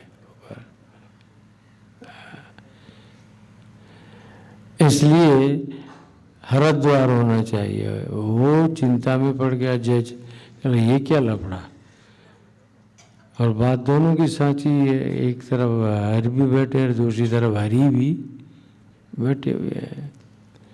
हरिद्वार कहा जाए कि हरिद्वार, उसको कुछ समझ में नहीं आया, उसने कह दिया हरिद्वार बोलो। ये भी ठीक ही बोला, मरने के बाद हाडले डाले जाते हैं तो हड्डियों का द्वार। इस लफड़े में भागवत नहीं पड़ता है, इसलिए देखिए यहाँ द्वारी द्यूनद्याः, द्यूनद्या, द्यूनद्या यानी देव नदी गंगा, इसलिए इसका नाम गंगा द्वार है। गंगा पहाड़ों से नीचे ऋषिकेश के आगे आकर के गंगा जी हरिद्वार से समतल प्रदेश में प्रवेश करती है, इसलिए इसको हमने मान लिया, भागवत में मान लिया गंगा द्वार। क्या मान लिया? गंगा द्वार है। वहीं पर मैत्रेय ऋषि बैठे हुए हैं, अगाध बोधम, जिनका बोध भी अगाध है, अगाध है। सौशल्य गुणाभितृप्त, किसी से भी प्रश्न किया जाए, जिज्ञासा व्यक्त की जाए तो उसमें शालीनता होनी चाहिए, विनम्रता होनी चाहिए, प्रणिपात होना चाहिए। तद्विद्धि प्रणिपातेन परिप्रश्नेन सेवया, उसी भाव से उन्होंने कहा। सुखाय कर्माणि करोति लोकः, प्रश्न करते हैं विदुर,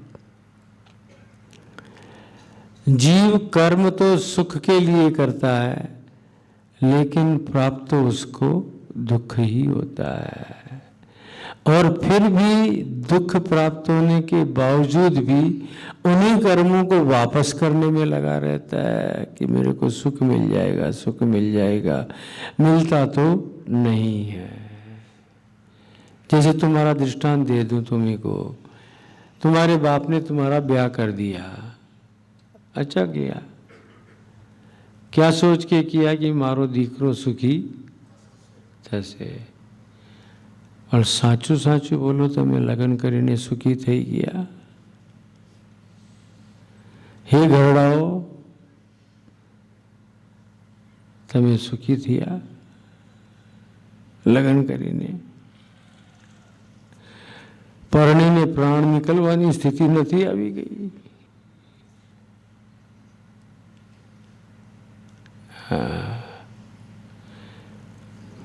હવે તમે દુઃખી છો, ખબર છે તમને કે એનું પરિણામ દુઃખ જ છે, છતાં પણ તમે તમારા દીકરાના લગ્ન કરો છો કે નહીં? કોઈ એક પણ છોકરાને લાવીને મને સોંપ્યા, મને આપ્યા કે આ મારો દીકરો તમે સાચો, ગુરુજી તમારા જેવો બનાવો? બોલો, આપ્યું એક પણ? તમે બી શું કરો છો? એના લગ્ન નહીં કરતો હોય તો મારા પાસે આવશો, ગુરુજી કાંઈ ઉપાય બતાવો ને એના લગ્ન થઈ જાય. હવે આ ગુરુજી શું ઉપાય બતાવવાનો જે પોતાના લગ્ન કરી નથી બેસેલો છે? એ તમને ક્યાંથી લગ્ન કરવાના ઉપાય બતાવે?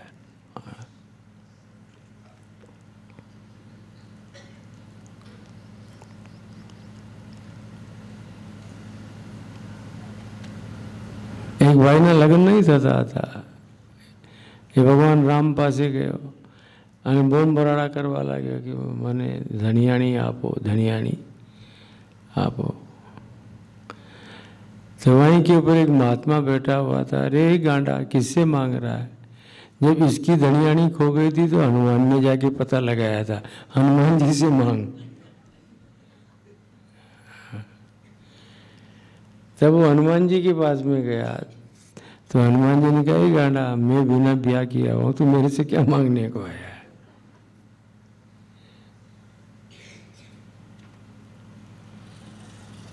છતાં પણ લગ્ન તો કરવા જ છે. લગ્ન તો છોકરાને તો પરણાવવું જ છે. પરણી ગયો તું, મને ખબર છે. અને 40 વર્ષ સુધી તને ખૂબ મજા પડશે. પછી તું મારા પાસે આવશે કે ગુરુજી કથા તો બહુ સાંભળી પણ અનુભવ હમણાં થયો.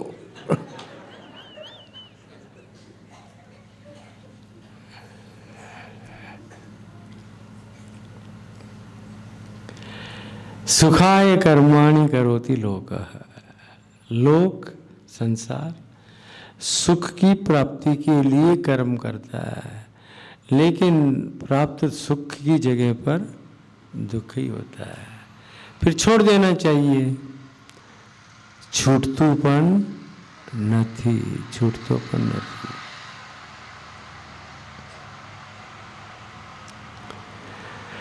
बोल हरि हरि हरि बोल, केशव माधव गोविंद बोल.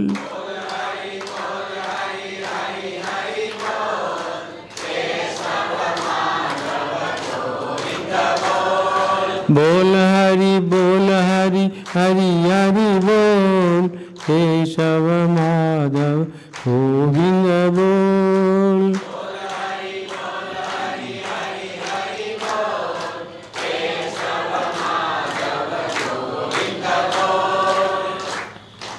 मैत्रेय ऋषिए जवाब आपता कह્યું, હે વિદુર, અનાદિકાલથી ચાલતું આવેલું અવિદ્યાનો જે પ્રવાહ છે એ જ એમાં કારણ છે. અનાદિકાલથી ચાલતું આવેલું અવિદ્યાનો પ્રવાહ, અજ્ઞાનનું પ્રવાહ એ જ એમાં કારણ છે. जो समझने ही नहीं देता है और बार बार उन्हीं कर्मों को करने में प्रेरित करता है जिनसे दुख की प्राप्ति ही होती है. दुख ज મળે છે. એવા જ કર્મોને કરવામાં પ્રવૃત્ત બની જાય છે મનુષ્ય, અવિદ્યાના કારણે. કોના કારણે? અવિદ્યા. આ અવિદ્યારૂપ ઉપાધિ જ્યાં સુધી જીવને લાગી રહેશે ત્યાં સુધી આવા જ બધા કામો થતા રહેશે. એટલે પ્રભુથી પ્રાર્થના કરવી જોઈએ કે આ અવિદ્યાની નિવૃત્તિ થાય. અને તમે મને પ્રશ્ન પૂછી રહ્યા છો, તમે તો પોતે જાણકાર છો બધી વસ્તુઓના, છતાં પણ પૂછી રહ્યા છો, એનો મતલબ છે કે તમારા મનમાં સંસારની ઉપકાર કરવાની ભાવના છે. અન્યથા તમે તો સાક્ષાત ધર્મના સ્વરૂપ છો. વિદુરજીને કહે છે, તમે તો સાક્ષાત ધર્મના જ સ્વરૂપ છો. મહાત્માના અભિશાપથી તમારી આ સ્થિતિ થઈ કે તમારે વિદુર યોનિમાં આવવું પડ્યું, આ મનુષ્ય જન્મ લઈને આવવું પડ્યું.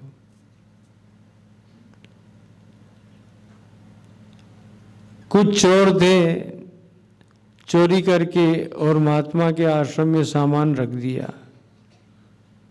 उनका नाम था मांडव्य ऋषि. उनके यहाँ अगर रख दिया, राजा के लोग पीछे पड़े हुए थे।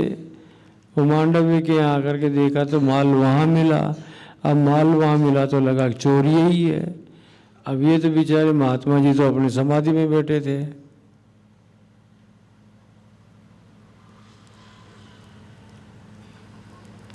आ गए राजा के लोग और पकड़ के ले गए। उस राजा के राज्य का नियम था कि जो चोरी करेगा उसको फांसी पर चढ़ा दिया जाएगा। लेकिन जिसे भी फांसी पे चढ़ाया जाता था उस समय राजा स्वयं वहां पर आ जाया करते थे देखने को। तो जब इन्हें फांसी के ऊपर चढ़ाया जा रहा था तब राजा आके देखे, अरे ये तो महात्मा मांडव्य हैं, बहुत बड़ी भूल हुई है। राजा ने साष्टांग प्रणाम करके और क्षमा मांगा। મને ક્ષમા આપો, તમે ભૂલ થઈ છે મારા માણસોથી। और अपने आदमियों को खूब डांटा भी, તમે લોકોએ સારું કર્યું છે, એક મહાત્માને લઈ આવ્યા છો। मांडव्य ने कहा, इसमें तुम्हारा कोई दोष नहीं है, मेरे ही किसी प्रारब्ध कर्म का दोष होगा। मैं जाता हूँ यमराज के पास, मैं पूछना चाहूँगा कि मुझे फांसी पर क्यों चढ़ाया गया। मांडव्य ऋषि सीधे ही वहां से पहुंच गए धर्मराज की सभा में। बड़े गुस्से में गए थे, इसलिए धर्मराज भी घबरा गए कि मामला लफड़े वाला हुआ है कोई। सुनिए क्यों महाराज, मैं ये पूछने को आया हूं कि मुझे फांसी के तख्ते पर क्यों चढ़ाया गया। अब तो धर्मराज चित्रगुप्त और विचित्रगुप्त की ओर, अकाउंटेंट की ओर देखें, भाई जुओ कहीं लफड़ू छे। अब वो सारी चौपड़ी खोल करके और देख रहे हैं, लेकिन कोई लफड़ा कहीं दिखाई नहीं दे रहा है। बोला वो लगा के देखो, क्या वो कांच होता है ना, જેમાં કાંઈ દેખાઈ દે વધારે મોટું, એને શું કહેવામાં આવે। अब જેવી તમે સમજી ગયા ને, મારે તો તમારે સમજાવવાનું કામ છે। चलो वो लगा के देखो,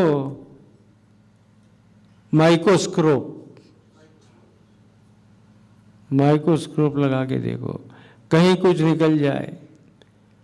तो बहुत लगा के देखा तो एक काला स्फोट दिखाई दिया। तो थोड़ा चैन में चैन आया जयगुप्त को, चित्रगुप्त और विचित्रगुप्त को। बोला हाँ मिल गया ये। तो मांडव्य ने कहा क्या है बोलो। बोला तुमने बाल्यावस्था में एक सुई जैसा या जो कांटा होता है ना, बड़ा बाढ़ का कांटा, वो कांटे से किसी जीव को ऐसे चुभोया था, ऐसे चुभोया था, कांटा सूली से चुभोया था। मेरी उम्र क्या थी उस समय, मेरा यज्ञोपवीत संस्कार हो चुका था। बोला नहीं हुआ था। और क्या मेरी उतनी उम्र हो चुकी थी कि जो मैं समझ सकूं कि ये पाप है और ये पुण्य है। बोला नहीं। तो भी तुमने मुझे इतना बड़ा दंड दिया। धर्मराज मैं तुमको अभिशाप देता हूं।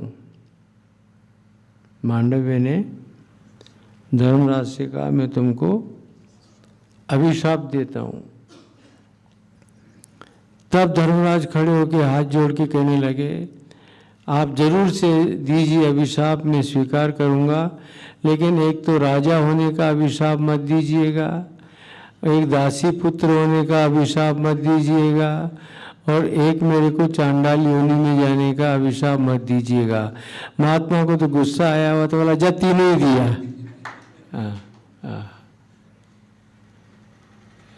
जाओ तुमको तीनों ही अभिशाप दे दिया। तब राजा के रूप में ये धर्मराज युधिष्ठिर बन के आए, दासी पुत्र के रूप में विदुर जी महाराज बन के आए, और चांडाल के रूप में एक चांडाल ऋषि थे। जैसे हमारे यहाँ कांगवी में एक चमार भाई थे, वो कोई जाति से चमार नहीं थे, लेकिन नाम उनका चमार था, चमार भाई। तो वैसे ही ये भी चांडाल नहीं थे, नाम था चांडाल ऋषि। तो ये चांडाल ऋषि के रूप में जन्म लेकर के आ गए। इसलिए यहाँ पर मैत्रेय जानते थे इस घटना को, तो कह रहे हैं तुम तो प्रजा संयमन करने वाले साक्षात यम हो, धर्म हो, तुम सब कुछ जानते हो, फिर भी मुझसे पूछ रहे हो। इसलिए मैं कह रहा हूँ अनादि अविद्या के संस्कारों के द्वारा ही जीव जिन कर्मों को करने से दुख प्राप्त होता उन्हीं को बारंबार करता रहता है। समय થઈ ગયો અને આજે હું એકદમ બરોબર ટાઈમથી આવી ગયો હતો। શું વિચાર છે તમારો?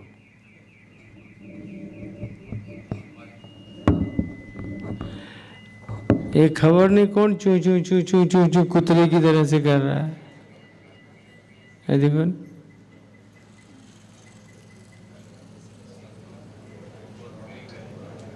नैया ले चल परली पार, नैया ले चल परली पार, खिवैया ले चल परली पार, खिवैया ले चल परली पार, कन्हैया ले चल परली पार, कन्हैया ले चल परली पार, जहाँ विराजे राधा रानी,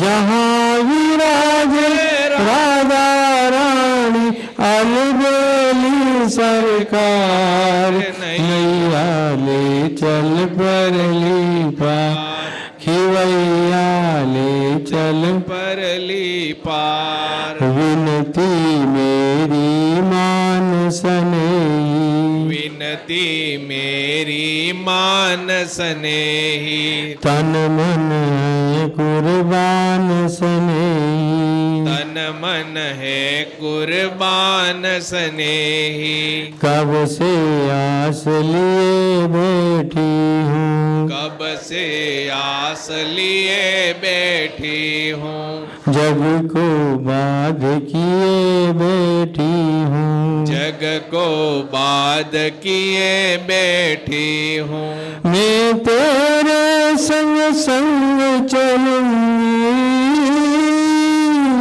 मैं तेरे संग संग चलूंगी, ले चल मुझको पार, नैया ले चल परली पार, खिवैया ले चल परली पार, गुण अवगुण सब तेरे अर्पण, गुण यव गुण सब तेरे अर्पण, पाप पुण्य सब तेरे अर्पण, पाप पुण्य सब तेरे अर्पण, बुद्धि सहित मन तेरे अर्पण, बुद्धि सहित मन तेरे अर्पण, यह जीवन भी तेरे अर्पण, यह जीवन भी तेरे अर्पण, मैं तेरे चरणों की दासी,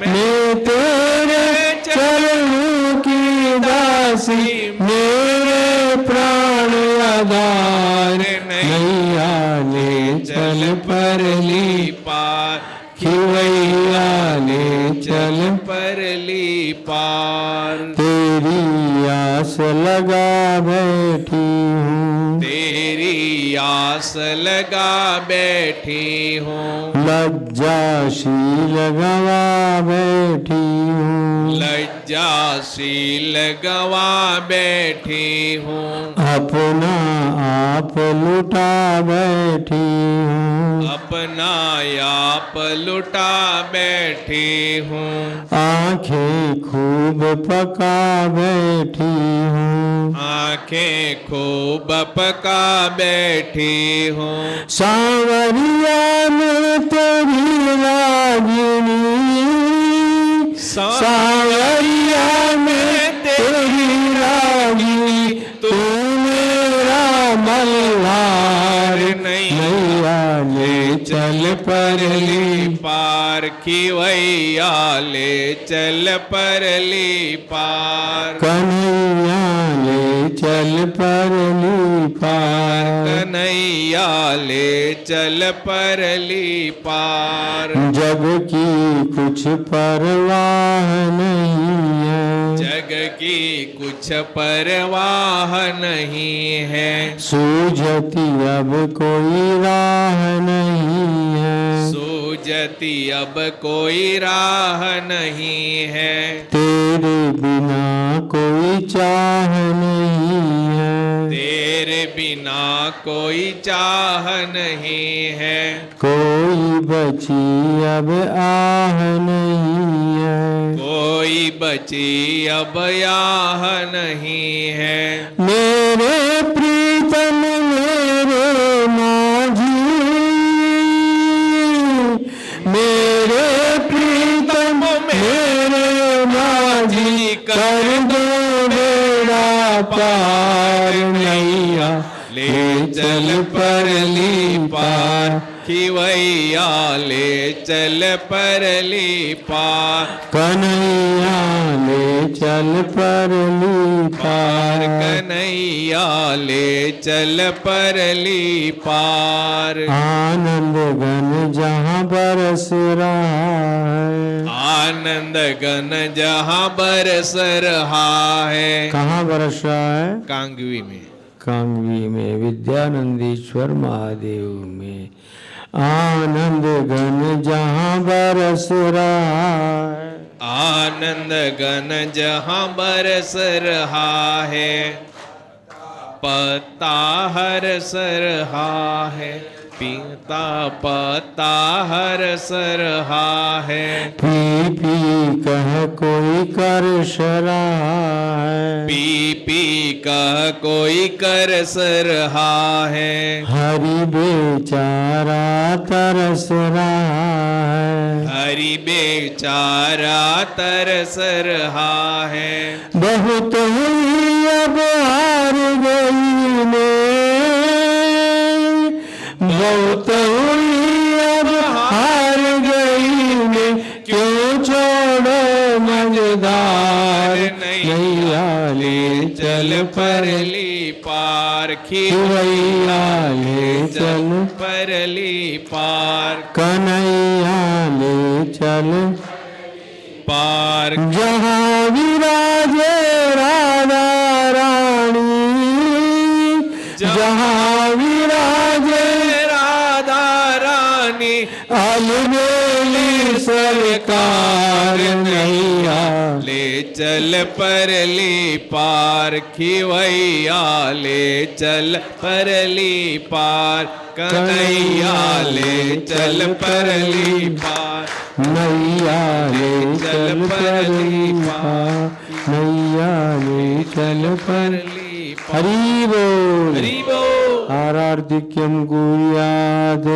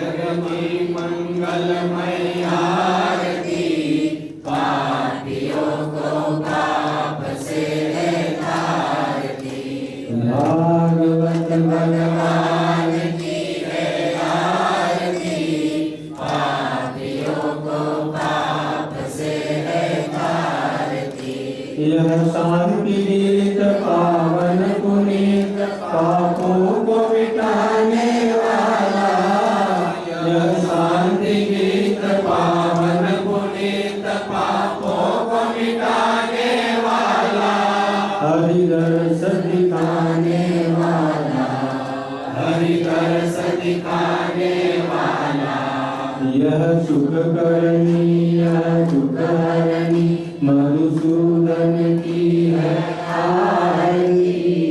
पापियों को पाप से है तारती, भागवत भगवान की है आरती।